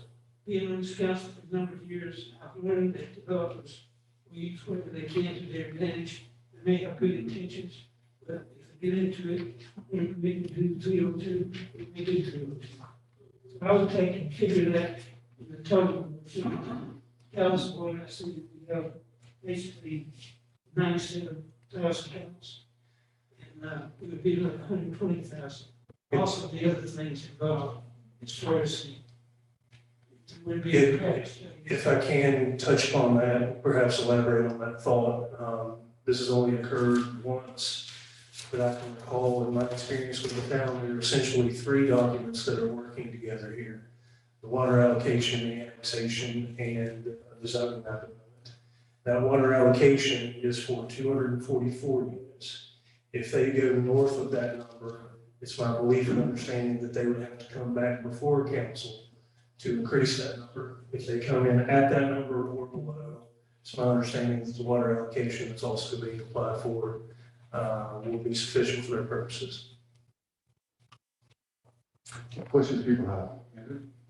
Not really questions, just comments. So I'm opposed to this. I was opposed to it 2 years ago. We didn't vote on it because they withdrew the application. I was opposed on it last time we voted on it. What we're talking about, and I think we have an obligation to figure out where we want density. Since I've been on council a little bit, 1,000, if this goes through, there'll be 1,000 apartments in that intersection. That's a growth of the town of 30%. So we did the numbers last meeting, I don't have them in my head, but so we're gonna, that intersection will enlarge the town by 30%. So, I think at this point, we need to stop with, we don't even have one, they're breaking down ground, and we voted to put 150 apartments or whatever the number is from the gateway to Weaverville. I won't mention anybody's name, was my in-laws property, and we don't want to change that zoning, but the gateway to Weaverville is Lake Louise, but we voted to put 150 apartments across the street. So I think we better get ourselves in check and not just have unfettered development because it's there. So I'm opposed to it, was opposed to it, and will be opposed to it. Just to mention, of course, it would be up to y'all for us to decide what type of zoning should occur on this spot. But we're not, by proceeding with setting public hearing, we're not making any decisions at this point on what that zoning might be, and we'll be up to us to decide what zoning was on that annex property. But their application is for R12. Right, but that doesn't move it. I know, and we should have done that in the cow pasture instead of giving them R12. We should have done something less than R12, but we didn't. So we have a track record of not necessarily whatever. One of the, if I may, kind of along the same lines, I think James, correct me if I'm wrong, we have a great strategic development plan that's well thought out. We've got zones that are in certain areas of town that complement each other. What I think we're missing is, or at least I'm not aware of, X number of R12 across the town, combined with this many of R1 that's existing, equals our target or our goal. I don't know if we're at 80% of optimum or 50% or what. We look at these individually and what feels right And it seems like we ought to stop and put some metrics in place, like across the town of Weaverville and just outside the borders. Here's what an effective density is, people per acre or square mile. And here's some parameters and use them to guide us versus, I call it project-based. This project feels right, smells right, let's do it. Boom, to your point, all of a sudden, wow, we just added 300 units. And doesn't catch up to us until a year later. And I would like to see some additional metrics developed to lay over the plan. Understood, and to the degree that, let me say that is very specifically the definition of a policy decision. Folks are uniquely positioned to provide staff and the public and applicants what your interpretation of that may be. So I don't think we qualified to know what that number is. What I can tell you is that through the multifamily units that have already been approved and are in various stages of construction, we're at about 32% of your housing stock is in the multifamily setting. If this project comes to fruition, that percentage would go from 32 to 39% of the total number of your housing stock that is multifamily in nature. So hopefully that information is useful if those in your deliberation on this issue. Are you including in that 39% the other projects in various stages? The 32% is representative of everything that's been approved so far. If this project also achieves development approval, it's my belief and understanding that percentage will go to 39. I have a question, partly because I'm not sure I'm understanding annexation, but that's not. My understanding right now is that this property is county property. Yes, ma'am. And they're asking to be annexed into the town of Weaverville. Yes, ma'am. And if we choose not to annex them, can they still build on the county property? Yes. To the degree that it informs the conversation, multifamily housing would be permissible on the property under current county zoning regulations, which is the EMP district in short for employment. It again does allow for multifamily housing. I'll suggest that the reason why this annexation application is before you is previous versions of this governing board has made it known to our applicants that they will be requesting the voluntary annexation petition in conjunction with a water allocation. You can't build it if we don't sell them water.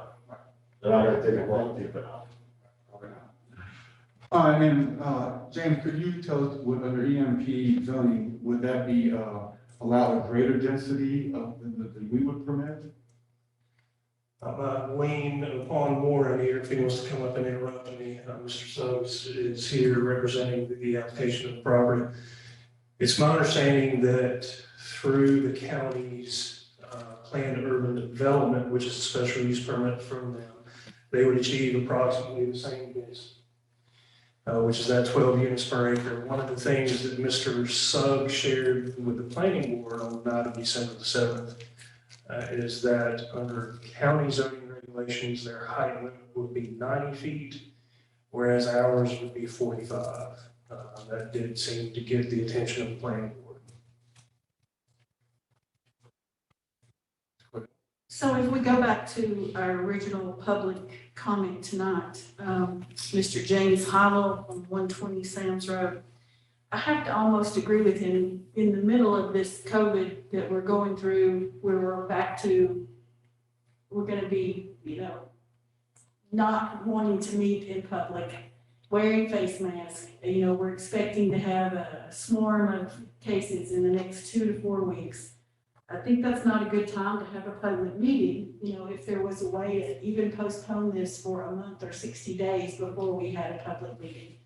And that would give us more time to look at our land use plan and analyze it, because I do remember, again, when you say previous council, we used to have R8 and town council came and said, we want you to establish R12. And so John and I both were on the planning board at the time, and so we started moving forward with R12. And Weaverville has been told we don't have enough affordable housing. Apartments are supposed to be affordable housing. It just so happens that they build luxury apartments in Weaverville, which are not so affordable after all. And so now we're at the situation where we've had applicants and they've been approved. And so now 32% of our homes in this small little town of Weaverville are going to be apartments. So I would say, can we postpone this for 30 to 60 Absolutely. days? If you choose to set public hearings, you also choose when those public hearings will be. Can be postponed by doing nothing. That's what I was saying in the previous meetings, that it's always, yeah, we just keep kicking it down the road, and I'll bet you lunch, we keep kicking it down the road, and it'll get approved, and we'll go, oh, wow, we approved it. So this was the whole misleading developer, we're getting about developer signals, every time it moves further down the road, we're kind of good with it. So if we pull the rug out from under in the last meeting, then we're not really kind people. If everybody's in favor of it, everybody knows where I stand. So does everybody else have an opinion? If we let it go through the whole process and vote no at the end, shame on us, because we've done that. If we don't know what we want yet, we can't make a decision. But we don't, it's how we got the cow pasture done. We thought we had to make a decision that night. We did not have to, you're all right, we saw R8. When she proposed R12, what we should have told her was no R12. We know industrial's not gonna happen, because she's not gonna nobody was gonna build and put a factory. We sat there and said, yep, R12. R8 would have been a lot better. They might have agreed to that, but we had to say no on R12. We couldn't negotiate that. So we didn't realize it, right? You said we can't negotiate that with that development. We gotta go boom. Okay. So we could have done R6. We could have done R6.3. We could have done conditional zoning, but we didn't do that. All of a sudden, it's there, and afterwards, everybody's like, wow, we just did that. I'm like, really? We're gonna say that. So I'm not in favor of it. By doing nothing, that postpones it. We don't have to do anything. And then they can bring it back again a second time. But if everybody's in favor of it, keep moving it down the road. Don't mislead the developer. That's the last thing. He's spending money. What was R8? Times 25. Can't do the math. So Mr. Suggs, who's representing the developer, am I right? Do you have any questions that he might be able to answer to help this process? Mr. Suggs, I have a question. So, I'm wondering if your client would, if we decide to annex this property, but we zoned it something else, say like C2, which allows for mixed-use developments, which would be residential and business, which makes sense because we know that with the rapid growth of North Mountain County, that where we would probably want commercial don't happen would be on 2570, so it'd be a perfect location. Do you think your client would be interested in something like that? Sure, maybe, I don't know. I wish I could answer that. Our plans to this point have been to annex, which is what we've been requested to do through talking with staff and past experiences. That process plus asking for water, which is readily available at the front door.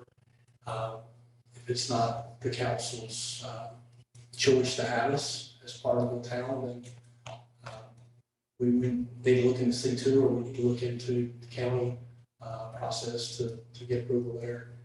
But I can't speak to his desires to change the plan. All right, thank you. Anyone else have questions for Mr. Stokes? So what is the will of council? What do we do, folks? Who's got a motion on how we should proceed? I understand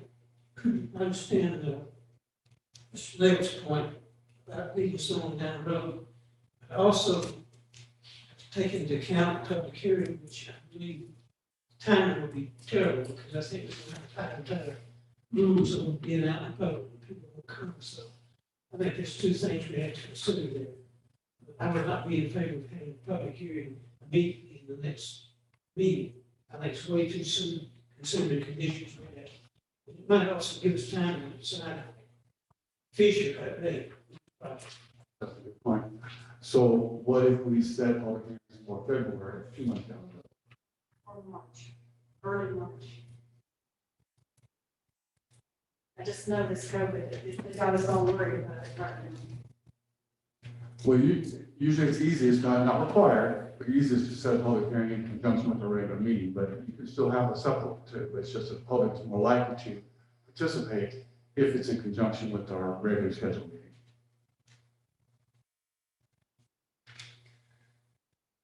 To the degree that it informs the conversation, it occurs to me that we have perhaps 3 members of council who are coming in on the back end of our electronic meeting, so on and so forth.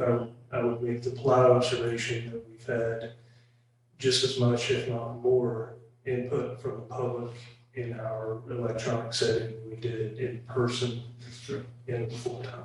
Great. So we set it for February council meeting. So, are you making a motion that we would set the public hearing for our regularly scheduled February meeting? Am I understanding correctly? Yes. It's February 28th. February, set a public hearing for February 20th of the annexation. Is there a second? I'll second that. Any other questions or comments about this process? Well, I have kind of a side question, or maybe a question to you, James, might have thought about developing some working metrics on our overall mix. So, and I heard what you said, you're not necessarily in a position to do that. I mean, do you have any comment on what, am I smoking something there, or what would that imply? Not at all. Your planning board really struggled with this as well. What is balanced residential development? As easy as I can say, that's quality, it's whatever this board decides that is. We can provide you with the percentages of what is multifamily, what is single family. But your planning board really struggled with that as well, so much so that they explored the possibility of ascribing a certain percentage. I think we advised against that simply because former Mayor Reed used to scare me pretty routinely, which was a vote of 3 of you or now 4 of you, we don't have zoning tomorrow. And that certainly would be the case if we ascribe a percentage to multifamily housing, whatever that may be. Every community is unique, and it's a tough decision that folks in your position be charged with considering. I can comment there. So, yeah, I like metrics as you like metrics, Jeff, as we all do, some with others. And what James just said is correct. So we looked, Travis Keeper was talking about our budget and we had $6 million in our savings account. So we always use words that the public can't understand. The general fund balance is our savings account. Who has a year's worth of saved? Yeah, right. So we made the decision to spend that on the community center. Oh, that didn't go down, and we went, oh wow, it went down. I mean, it was going down 3 years ago. We said we have the money to build it because we don't need a year's worth of the town budget in our savings account. So that was our decision. This is 7 new votes, and the state law was X, right? Whatever he said, it's 8%, which is ridiculous. But we were at 100%. And we made our own thing. We passed an ordinance that said shoot 40% or something. But the minute we have a new council, so whatever the density is, I love going to Brooklyn. Let's turn Weaverville into Brooklyn, New York. I'm in favor of high density. And so I'll vote for every high density project. But we're not consistent. We didn't vote on Church Street. He had a good plan. We said, no, that's R1. That's too close to somebody. So we're good when it's down outside of town. But when it was next to Kai Fields, no. Can't make that slightly more density. We said no to Barclay Terrace. I personally bought a home there. It's a great neighborhood. Said no there. So every 2 years, this council will change. And it's philosophical. That's James' point. It's the philosophy of this council will change every 2 years or within those 2 years. And it's up to us. So we can get those metrics is do we want Weaverville to be Brooklyn, New York? Well, our past voting has been no, we weren't. We weren't in favor of Barclay Terrace. That's about as dense as you can get. Said no, we saw the water fell great, but didn't annex it. So we don't have to be consistent. So we can do whatever we want. So the point of saying, legal in general, smack us, but. So are there any more comments from the public about this next question? All right, so we do have a motion on the board to set a public hearing for the annexation of the property for February 28th. Mr. Mayor, yes. should we set public hearings for the annexation and zoning map, Yes. two public hearings? So setting the public hearings for our February 28th meeting, that gives us 2 months to maybe examine the very philosophy that Anne's referring to and see if we can come up with some kind of metrics in the meantime as well. So all those in favor, please say aye and raise your hand. Aye. Or those against, please raise your hands. Opposed. And Doug, I didn't quite get your vote. I was for, Okay, so thank you. So the motion passes 5-2. We'll set public hearings for the annexation process for our February 28th meeting, and hopefully we can have a discussion amongst ourselves before then to try and come up with the kind of metrics that Andrew and Jeff are talking about.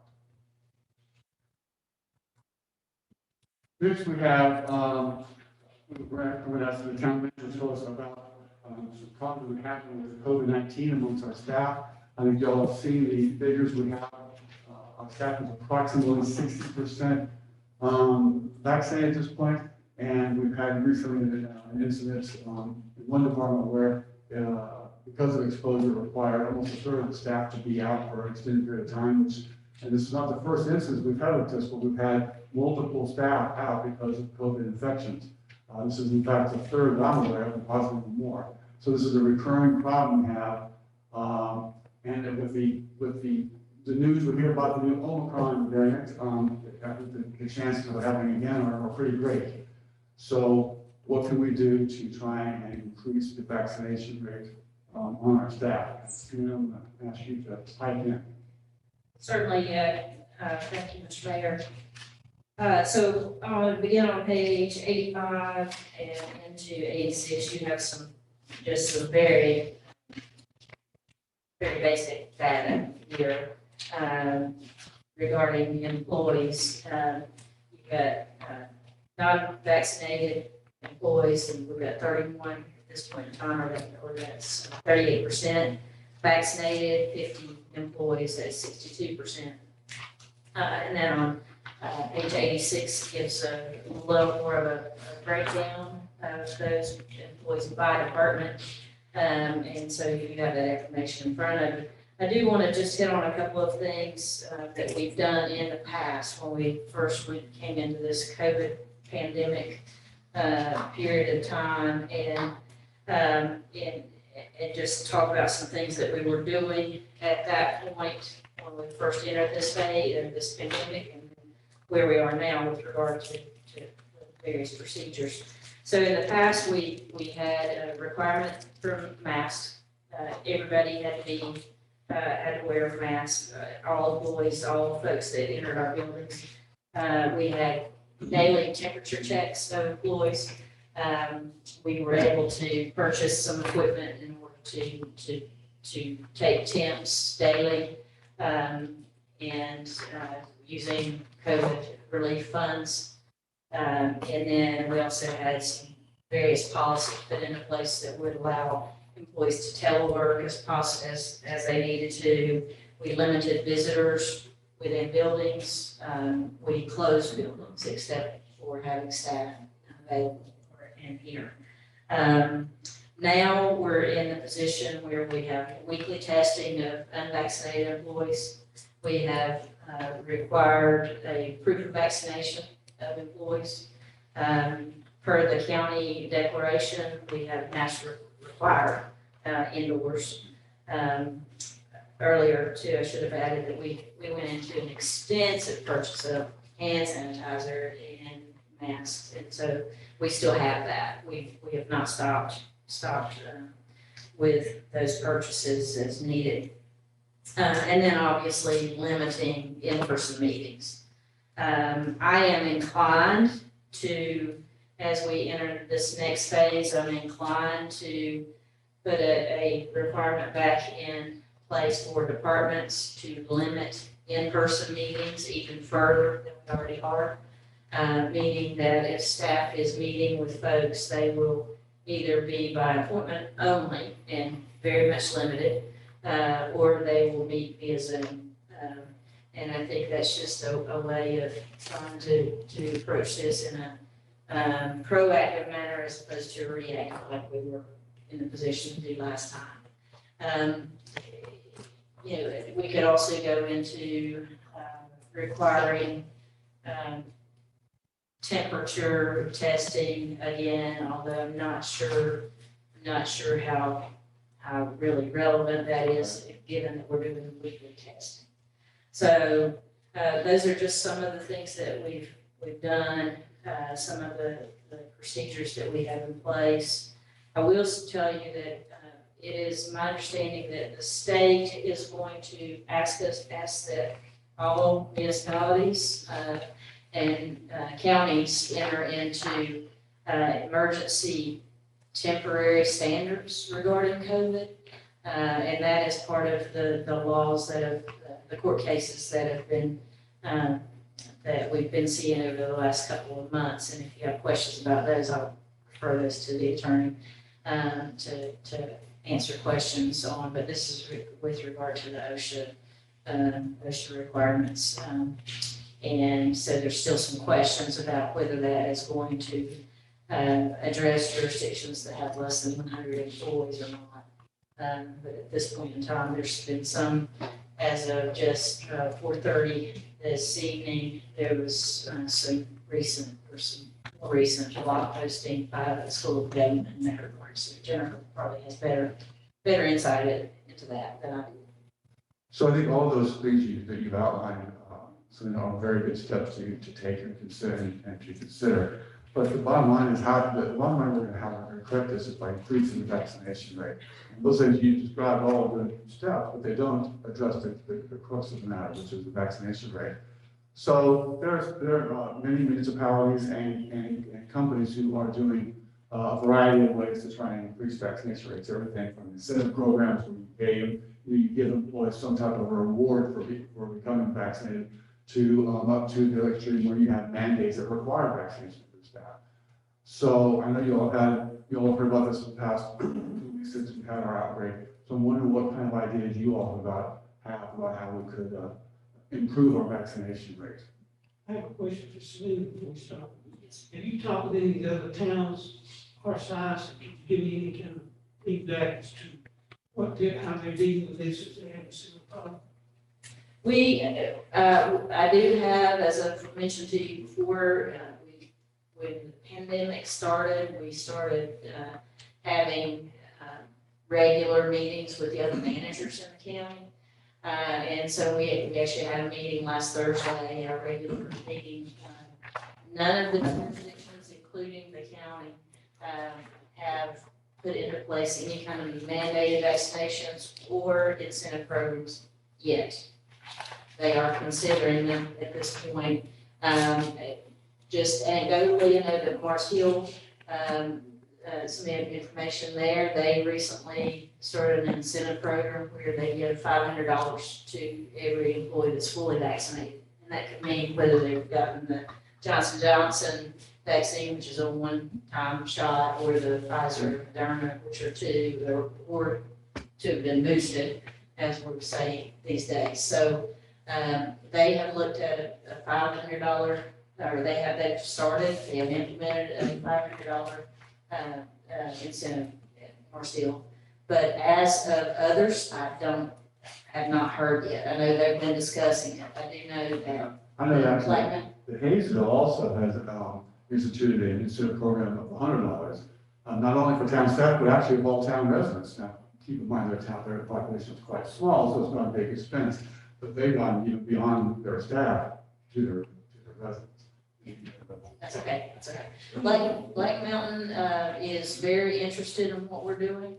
The manager has specifically said that they are interested in determining where we're going with this as well. So, I'm not opposed to the city program, but looking at the time element, you're talking about several weeks after you get your first vaccination. So that's going to be put as, if you call it vaccinated or with a booster, it depends on your definition. But you could be looking before you find out, verifying the person has had complied with it. It could be March or what, we would get a peak of it in January, February. So I don't think that's going to do us much good simply because of the time. One other thing that you would need to consider is, and I think you probably know my recommendation on this would be, if you start an incentive program now for those that are not vaccinated, what do you do for those who have been vaccinated from the very beginning? Oh, yeah. So that's, that's obviously something to look at. Sure. I did hear, just out of concern in the community, a number of our employees use it, Advent Health, which is the old Park Ridge over in Naples, what used to be Naples, I think it's Fletcher area, but they now have reached capacity on their ICU, as you can see. That was the news, so just to give us some perspective there. Mr. Jackson? With the percentage of vaccine hesitation, do you think a small incentive would actually do anything? I personally do not believe that a small incentive would. I do not believe it. We also have got to remember that we would need to put a policy in place with regard to medical or religious exemptions too. So that would take us a few days to get something that would include those. Okay. So, again, I've done my research a little bit, and so North Carolina as a whole is at 75%.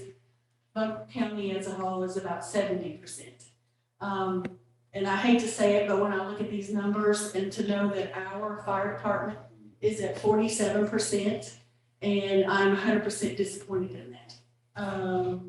When I think of myself as a resident of the town, and I think of the people who are in charge of my public safety, and I think of the fact that in this brochure under the accounting, it says that 63% or $4.4 million of our money as a town is spent on public safety.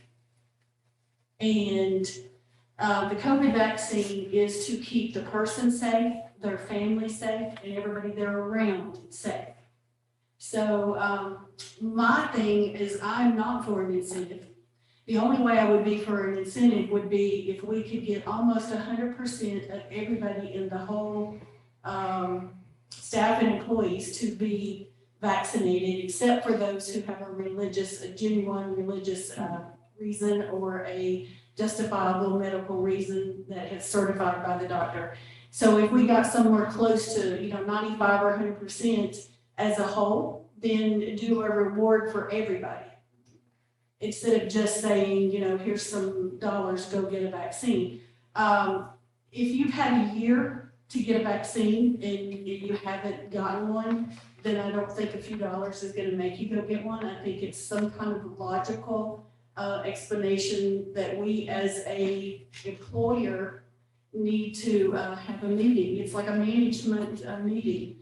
North Carolina is a work at will state. So it means people can come to us and they have the right to work for us. And we have the right for them to not work for us. And so if people are not going to be interested in maintaining safety for everyone and their families and them around them, is that really who we want taking care of us? Is a good question that I'm asking myself. I'm struggling a little bit with this. I guess, this is only my second meeting and not realizing that these were our numbers. So it makes me wonder, could we not have it's a shame that people expose other people and then everybody has to be out of work. But no, we can't keep paying for that. I would be inclined to say in this environment, with this small environment that we have, that we are supposed to be taking care of people, that we would have mandatory vaccinations. And I know I would never get everybody to vote for that. But I have a scar on my arm from when I was a child. I was forced to have a vaccination. They didn't force me. They just put me in a chair and gave me a vaccination because it was mandatory for me to go to school. You know, my dog has a mandatory rabies shot. The children that we've had have mandatory shots when they're born before they can ever go to school. You know, this is a safety thing. This has killed 880,000 people, you know, in the United States. I mean, it doesn't make sense to me. I think you bring up some good points, and it is frustrating that our lowest, our department has the lowest vaccination rate, also is the one who responds to medical emergencies in town and going into people's homes, people who are presumably, in most cases, are going to be elderly and sick. So that causes me some concern. I think you have an interesting point. Instead of offering individual incentives, that you offer a staff-wide incentive or maybe a departmental incentive, that once that department gets to, say, 95%, then we give an incentive for everyone in the department. I think that's a more interesting approach maybe than individual payments, if you will. Here's one of the other approaches that some companies, and I believe this was also one that Kroger or some of the others have done, and that is the people that can be vaccinated, that aren't being vaccinated, take and either ask for a certain amount of the health insurance to be paid on those employees, because it's quite expensive for us to have someone in ICU, whatever, not even excluding the others exposed to our so forth. But that's something that's been tried. And, you know, you're talking about maybe $50 or $75 for that. So rather than waiting, let's say, 2 or 3 months for someone to get completely vaccinated, but they're effective, but that'd be something that judge would have to advise us on. So just to understand, Kroger and some other companies have come out with a policy that says if you're not vaccinated, they're going to charge you, I think it's a $50 surcharge on your monthly health insurance cost because you're driving up the cost of insurance. How, with our plan, so when somebody has a heart attack, what does it cost the town directly in that fiscal year? What's our cap? We're insured for what? What's our out of pocket? Do you have that information? I'm asking Tanya. That's right. Have that. That's okay, but we have an out of pocket, 10 grand, 50 grand, there's a number, right? So somebody who's sick and goes and gets medicine every day, they don't reach their cap, and then, you know, just, I'm wondering who's our insurance with? Blue Cross Blue Shield. Blue Cross in our home world, we have a max out. So the town has a max out as well per person, and then a max out for the town, right? Right. So the gal who goes and I don't need to know that number right now, I'm not trying to put you in a spot. So I understand insurance really well, because that's what I have to understand how to run our business. I don't need the answer. I think what I really were taking out, that's what I think they're referring to, if you have someone who's in ICU for a particular time, when they negotiate your rates next year. You know, I do this every year. So we're not gonna make stuff up. No, they don't. They laser cancer patients. The health insurance industry is horrible.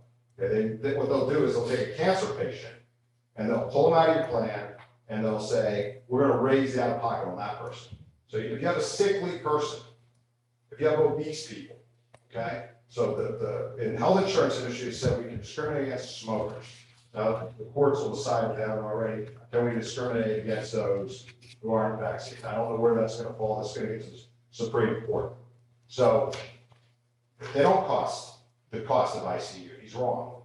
They cost you out of pocket. And the gal that's sick every day, that goes to the doctor every day, doesn't need to because she's a hypochondriac, costs you the same amount. So she spends 50 grand by going to the doctor every day. And it's just a sickly person. The guy who has a heart attack costs you 50 grand.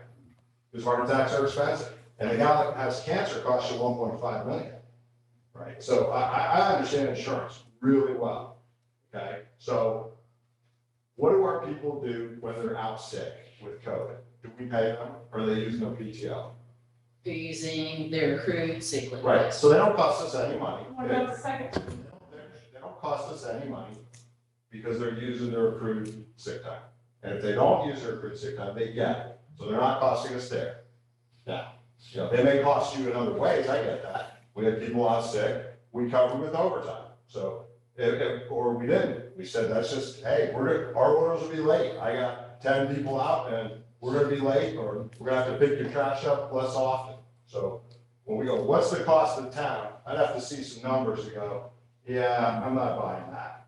Or I will buy it. So your explanation about insurance may be true with some companies, but it's not with all companies, because I too run an organization that would, in fact, every year I will get, your employees cost this much, and therefore it affected your rate. And you get a higher quote. Agree.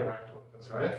I agree. Insurance companies don't lose money. They don't, that's right, they did not. So what other ideas or thoughts do people have about ways we can encourage or require our staff to increase their vaccination rates? Well, I got one more question, and so you're correct in that this is gonna get all ruled over those shit, right? You go, so religious exemptions, that's a bad definition right now, right? You go, It's gotta be, there are teeth to that. You can't just, it has to be a legitimate. right, but there's no proof. You don't have to write. No, it has Pastor. to, you can't use the church of Nagel. No, there's no proof. There's no proof. I've talked to our labor attorney. You can't, you go, yeah, there's wording, and if they word it right, no, you don't get a signed document from the church in Angle. You don't get anything. They could say it. So you gotta be careful there, because they'll learn that law, right? So you go, now you do, you're 1,000% correct, go, you fire them. And it's hard to hire, that's all I keep hearing is you can't hire, pay more, we can't hire, fire, right? You go, it's a right to work thing. If you're not vaccinated, are you going to fire? So I don't believe in mandates, and Catherine, put her arm out, aiming at me, go, yeah, he won't. No, I don't believe in mandates, okay, and I believe you. $100, what do you think, they're idiots, $100? Oh, I'm gonna get a vaccine, you think I'm not stupid that $100 is gonna get me to get a vaccine? I'm not getting a vaccine for a lot of other reasons than $100. You're 38 people, right? So you have that choice. The only recourse you have is a right to work state. You go, don't work here. You don't have to work for the town of Weaverville, correct? Nobody's holding it, gun to their head. And that's your recourses. Get vaccinated, follow the religious exemption, okay? Or, you have a doctor's excuse, which, is that gonna be forged? And who's paying for the tests right now? Are the employees of the town paying for the weekly tests for the unvaccinated? So the insurance companies are having to pay for the tests. Okay. The town is not paying for the tests. But you can, I think by law, you can make the employee pay for the test if they don't. As long as they're not under one of the two exemptions, I'm 90% sure. I believe that is correct. but Yeah, I got a good neighbor lawyer. And so, yeah, I believe her, and that's what she told us, is that except for the religious exemption and the medical exemption, you can make the employees pay for their weekly tests. I think they should. Yeah. No, the law says you can make them do that, you don't have to pay for it. So there's a suggestion that we do some type of staff-wide or department-wide incentive program that once the staff department reaches a certain level, say 95% for, that they would give them some type of a monetary reward. Another suggestion is that we start by charging them for their testing, a fee for their testing, for those who are now being tested twice a week, I believe. Once a week. Once a week, okay. Or the obvious third one would be require vaccinations. Require vaccinations, right? And, the first two, like door number one, door number two, I agree that mandates don't work and incentives may or may not be effective. If we had an incentive in place that everybody achieved, and let's say you had a goal of in 2 months, be at 95%. And then everybody back paying people that have already done it, so everybody's involved. But then in parallel with that, or on the back end of that, say that we have to limit the financial exposure of the town. So the people that are still not vaccinated, any incremental costs the town's bearing is going to go on them, or a portion of it. So the Kroger plan, where it goes up $50 a month, I think it's sending a message that you're not going to lose your job, and it's going to cost you a little bit in pocket, your decision. I would have no problem with that kind of approach. I've also heard of some companies who are doing a thing where if you're out sick with COVID and you're not vaccinated, you don't get paid for your sick time. So I want to clarify that they're not getting paid for their sick time. This is sick time that they have accrued up until now. So we're not paying them, but they're using time that they've accrued. If they have time. We all know that there are situations where you have earn and burners, and they earn it and they burn it. They earn it one pay period, they burn it the next. I've seen it all my life. And so they will burn it even if it's 2 or 3 hours, they will burn it. But they simply don't get paid after that. So just. Yeah, if they burn it, you have to pay them whether they cover it or not. That's right. You get sick. You can't not pay. You're correct. In family medical leave is 12 weeks, right? You got it in the new law, they changed family medical leave, you gotta burn it before you only get 12. And if you have 4 weeks vacation, you don't get 16 like you did in the past, you still only get 12.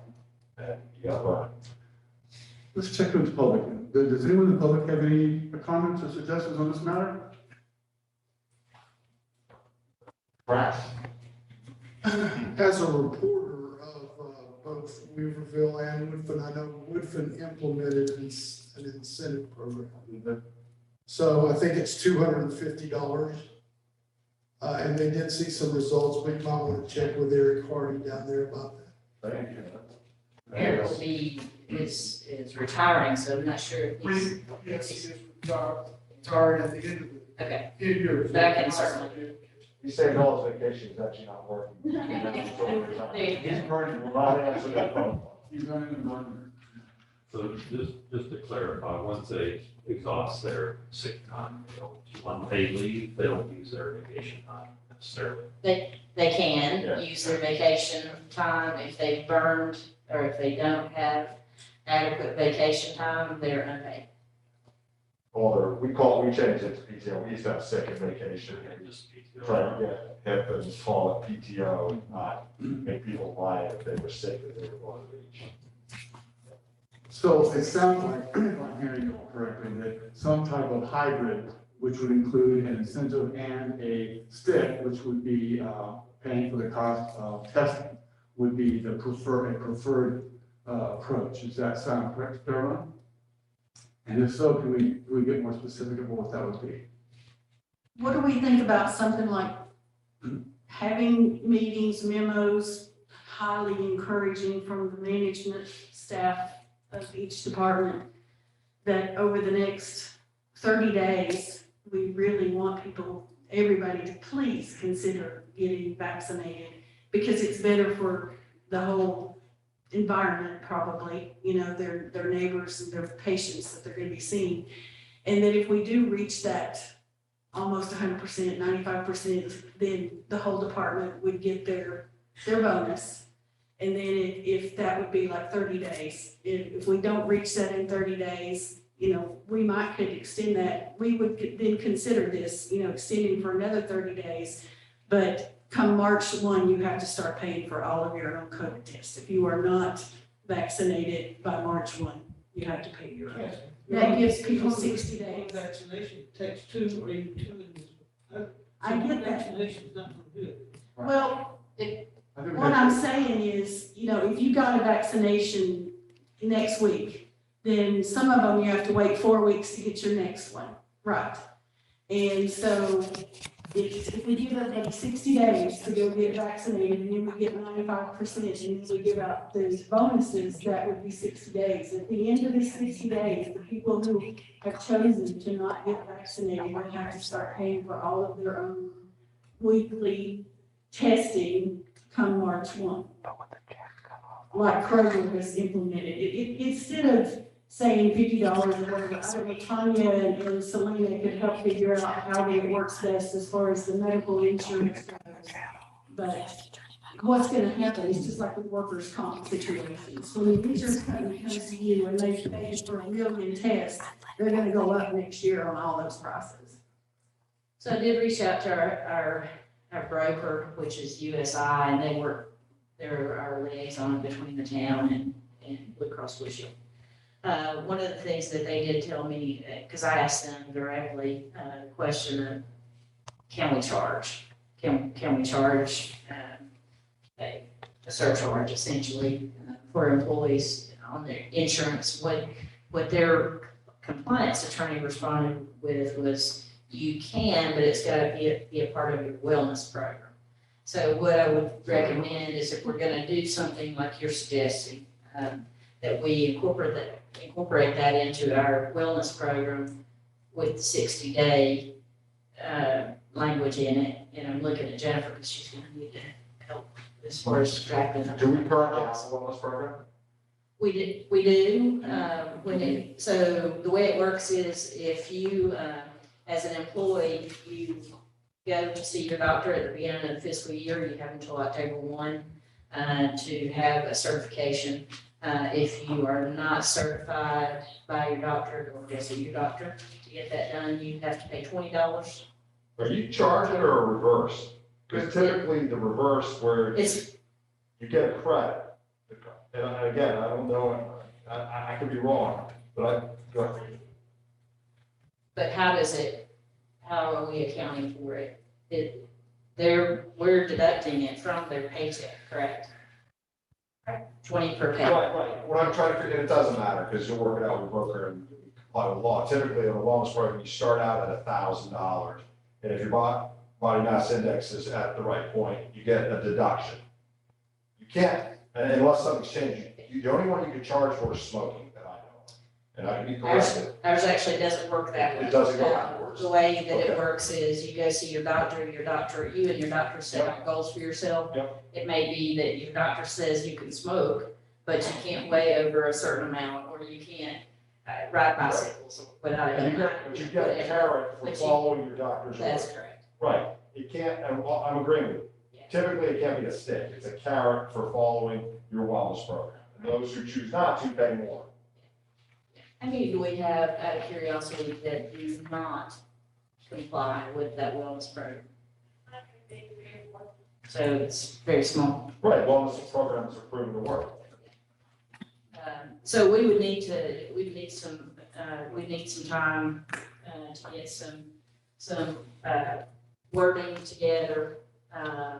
Trying to think through this. I will tell you, Catherine, I have done everything with regard to sending memos and writing nice letters and talking to departments and trying to really encourage it. I think at the end of the day, it's going to take something, as our public works director was sharing with us recently, it's going to take somebody in your department that you know, or somebody in your family that has an exposure, or God forbid,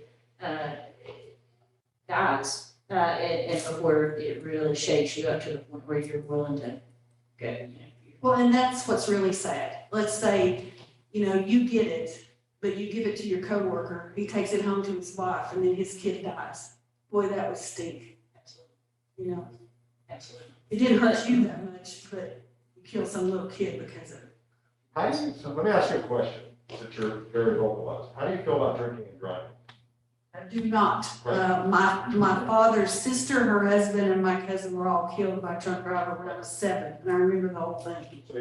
So should we allow people to drink and drive, or should we have zero tolerance for anybody who drinks and drives? Why is it 0.08? Well, because it's an acceptable level of death. And it's personal feedback. Yeah, that's all thing kind of also, but we have, even though you might not agree with the metric we come up with, we have decided to mandate you can't do that. So I think it's a similar kind of process. So let me just this. It sounds like we need to have the town attorney and staff really examine the details about what we can do. It does also sound that there's agreement that we want to have an incentive program that's based on department level or staff level, not individuals. And if we don't reach a desirable vaccination rate by, say, March 1, then some type of a stick, if you will, gets implemented, which was probably going to be charging for testing cost. So, given all that, can we assign you all to come up with a recommendation? And the thing is, I don't think we can't, right now this is a problem because of timing. We don't want to wait another month to come back and listen to your recommendation month. How long, what's the shortest period you can get if you can come up with a recommendation for us? We got a. I think we got a we've call. got Christmas Eve, we can. It's Christmas week. I think that I can probably get something to you. Obviously, we would need that. If you want to have a vote on it, we would need to have a meeting. Why do you need a vote on it? We didn't vote on your wellness plan. If there's Yeah, we did vote, we consensus. voted on the staff personnel policy, no? Wellness plan. We done Yeah, a framework. Right. So these are Jennifer asked me this very question today. What do you, me, want, direction, action by town council? If you want to mandate vaccinations, I want that to be a town council policy. If you want to adjust the budget, I want that to be adopted by town council. As far as coming up with a program and getting that out to you next week, I can do that if I can get consensus tonight that that's the direction you want to go. I do like the idea of the incentive program first, but then follow that up with if if your department does not reach whatever that amount, 95% or whatever it is, then you start paying for your testing. I do like that. So is everyone good, that we'll wait, we'll get a recommendation from the staff for next week, and they can go ahead and implement that recommendation, at that time. It sounds like if there's consensus among the majority of you to proceed on two directions that are both sort of aiming at the same goal. One is the departmental incentives, what dollar amount, if you had a dollar amount there, we need that. If once you get to 95% of vaccination rate within your department with medical and religious exemptions provided.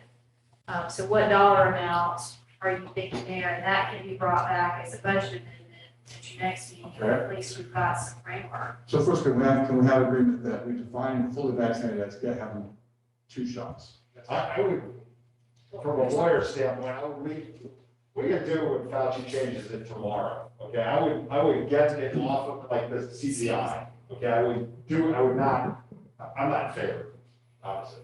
I would tie it to a metric, not a number, because the government's gonna change it again. It's whatever's. I would say whatever Yes. is Yes. fully vaccinated. Divided by the CDC, Divided not by us. the Okay. CDC. Because they're gonna change it, and they're gonna go, shit. And we already have a number of employees that have only had the one shot. Yeah, it's gonna change. No, well, the latest one is like a week or two ago, is they redefined or re-emphasized fully vaccinated as 2 shots, not 2 shots plus booster. I'm just clarifying it, it should be on this. All right, so we'll use, use the CDC definition for fully vaccinated. As far as amount, I mean, if Clint's correct, then that would be easy to validate. If Clint is moving the needle a little bit with 250, because 100 just didn't sound like it would register. 500 seemed excessive to me, I don't know why, but if 250, the town has gone over to, and they've gotten some momentum. You could check that out pretty quickly, and then that would apply to everybody that knew that gets it, plus everybody that has. I agree with Jeff on that one. Can we go with that? Yeah. So if it's based on department level. And then the second prong of that is By department, like listed here. departmental incentives. And then Selena and I will work on putting a program in place that will probably, what we could do is say 60 days from now, from January 1, say, or by March 1st, if you, our wellness program is going to be altered to, be amended to essentially say that that COVID vaccinations are required. And if you don't have that, then you're going to be charged with your weekly testing. And the doctors and religious things gotta be certified, Jennifer. I mean, those can't just. It's gonna follow the law, not. Yeah, it has to you follow want the it, law. I want it. Right. It needs to follow the law, that's all. Okay. Very good, thank you for that. What does weekly testing cost them? Right now, it's not costing us anything, but it is. What will it cost them? Well, I'll have to determine that. I think the home test from CVS, and I think again, you gotta be careful with the law. I think you do home tests with the law. They can buy them at CVS, they're $25 a piece. Is that enough? Is that? I don't know how much, but they're just home tested out now, so. We have not been admitting the home test as. Okay, you're requiring a test from. PCR test. So you can determine what. You'll pay that cost. We can determine that cost. I've heard it's $200, but I don't know how true that is. No. Anyway, so the staff will get back to us with that figure as well. So more to come next week. But the consensus is for us to proceed in that direction. Is that correct? Yes. We will update, Selena will update you on what she's got in place. But I want it to be clear, if you want to vote on this or provide her specific direction, now's the time to do it. Otherwise, she's gonna take that consensus. Right, I think we've given a pretty clear direction, come up with a plan based on that direction, so. Again, I would trust Lynn to do do it. Yeah, great. Okay, thank you. I am gonna, just to go ahead and give you, I think we've given our conversation tonight, I think what I will do is we will go back to some of our earlier rules about in-person meetings and limiting visitors in buildings and that kind of thing, just as an FYI, but I'll handle that directly with our department heads. And in that vein, this body actually met fairly successfully completely on Zoom for many months, and it may be that you decide that you want to go back to that. I know we've got some of our boards, planning board especially, is interested in going back to Zoom. Well, at least at this point, I would say, because now that we have the remote accessibility, if individuals feel they can be safer to participate remotely, that's certainly fine. But it may well be that the Omicron develops, we may have to reconsider. So you guys are confident we can do it hybrid next month? Hybrid tonight. I know, I was gonna test it, but I wasn't confident it would work. I've been watching us for a little while. And Yeah, but we had no council member, like, that, that's what, I mean, like, I seriously was debating not coming to see if it would work. We should test it next month. One of I these. won't come next month, I'll stay home and wear my little mask. Okay, good. My hat. All Well, right. that's another thing, Selena. I think when we require these face masks, it doesn't need to be a cloth face mask. It needs to be a medical approved FDA face mask. the CDC does have some direction on that, so we can certainly incorporate that. Yes. Because there's plenty of stock now. Absolutely, absolutely. All right, thank you all very much. Now we're going to hear from our board structure, report on public works and water.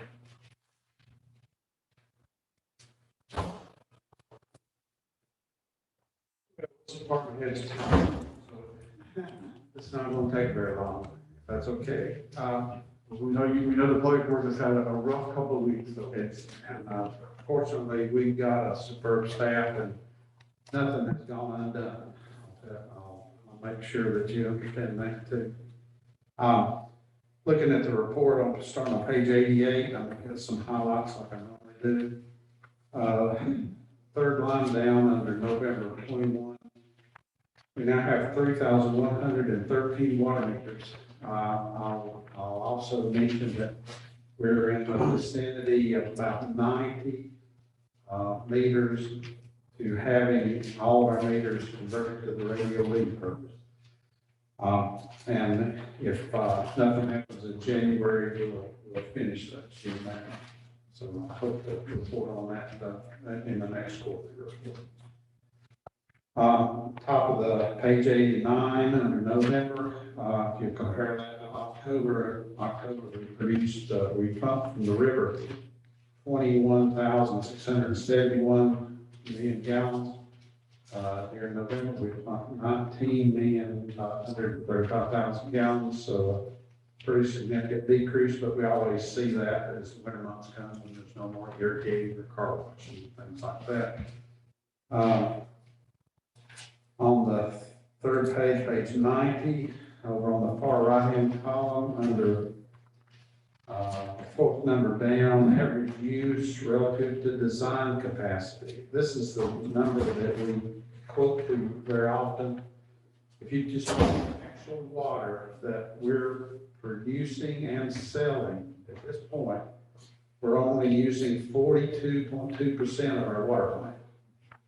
Now, 2 lines farther down, if you add to that all of our current water commitments, and that's not only the ones that people have specifically said we want to get a commitment for 3,000, 5,000, 100,000 gallons, but it's also the ones where James and I have taken a pretty lengthy process to go through the vacant land that we can view on the county GIS website and look at that in terms of its current zoning and determine how many homes that might mean.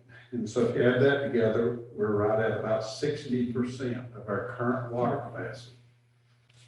And I'll explain that more in one more page.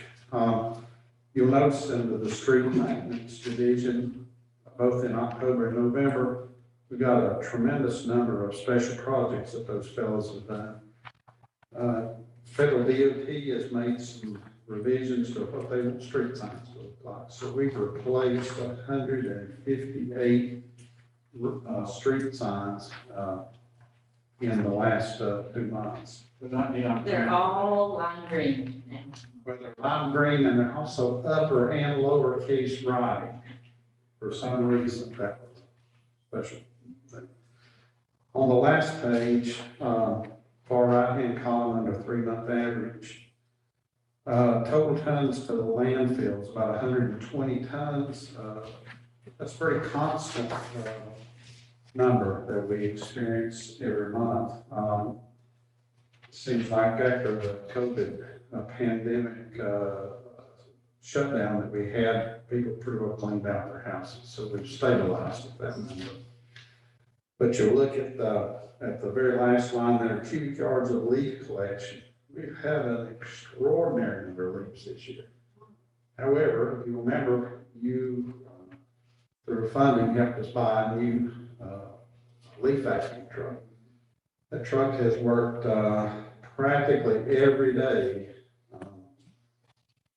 since back in November and through December, and it has not given us 1 second of time. And so even though we've had a tremendous number of leaves because of the amount of rain we had this year, we're just about caught up with leaf collection. We're going to run it through the middle of January just to take care of what people rake during the holidays. But we've had a good season so far with that. And then finally, the very last page is our most up-to-date list of water commitments for the town. And that has at the top all the specific projects and what each one of those has been approved for. And then a section there in the middle where it says ongoing, and that's those ones that we account for existing meters or projected development inside and outside town. So the very bottom of it there shows that 60% number over to the far right. And that includes the average metered and unmetered usage, unaccounted for water, outstanding commitments, gives us that 60%. And the last thing I'll do is remind you again that we do have a sort of a gentleman's agreement, if you will, that extends from the expired Mars Hill agreement. It's been expired now for 6 years. It says we'll help them out in an emergency on their part of 200,000 gallons a day if that were to occur. And even if you add that in, we're at 73%. So from a water plant standpoint, between Trent's work at the plant and our work to take care of the water maintenance things, we're in very good shape on that. Anything else I can answer here? Just real quick, I'm still looking at page 92 for the gallons per connection, and our committee will get there once we meet with you and Trent. But that 400 is the number we're required to use by NCDR. and has been, and Right. I understand will be. Right, until we can convince our state legislature to use an accurate number. Do we, and I don't know if we've asked that question, and I don't want to put you on the top of your head. What, do you know off the top of your head what a residential house average is? We did a study last year where this came up, and it was no coincidence. We took the streets that council members lived on and took them and their 10 neighbors. I remember that. Did that math. Yeah. Throughout the town, the average is about 100 gallons per day. That's what John said in our meeting. John was, he's a winner. And so what we also found is that if you look at our apartment complexes. Yep. It's about 70 gallons per day per unit. Right. So, and that makes sense because apartments don't use the same water. Right. Perfect. Any other questions for Bill? Thank you, Dale and Jeff. We know that the Public Works Department has really had, went through challenging time, and we really appreciate the commitment. So please let them know that. We thank you for those comments. And Selena's manager's comments talk about whether it's right in the January workshop. I don't know that our committee's ready for that. We would like to meet with Dale and Trent, the three of us. But if you're going to proceed with that, I would suggest that we give James Heil and State Guy not 3 minutes, but for every minute whether Groudon gets to talk, if we let James and his group talk. I would agree with that, and I would also hope that you all, as a subcommittee, would be prepared to give a presentation as well. Well, we didn't want to burn them because of the holidays, okay, so we actually, based on the comments, we're like, we won't meet with them until after the holidays, So I think our meeting is the 18th, could you all at least present what you know at that time, how's that? Can we meet with you guys, Dale, going around the corner? I'm saying, yeah, Dale. Bill's not. We'll be flexible, just tell us when we can get it in. I'm going to be out of town for a couple of days, we'll look at our schedules. Okay, So I'm not rush to get our schedule together tonight. So I would hope that our workshop on the 18th, my correct on that date? I think it's the 18th, that we would hear from you all, that we would hear from Save the Ivy, and we would hear from Withers Gravel. That way people have a whole lot of information to digest and to consider. Make sense? Yes. Anything else? Any other important stuff for this body? If not, we're adjourned. So, great.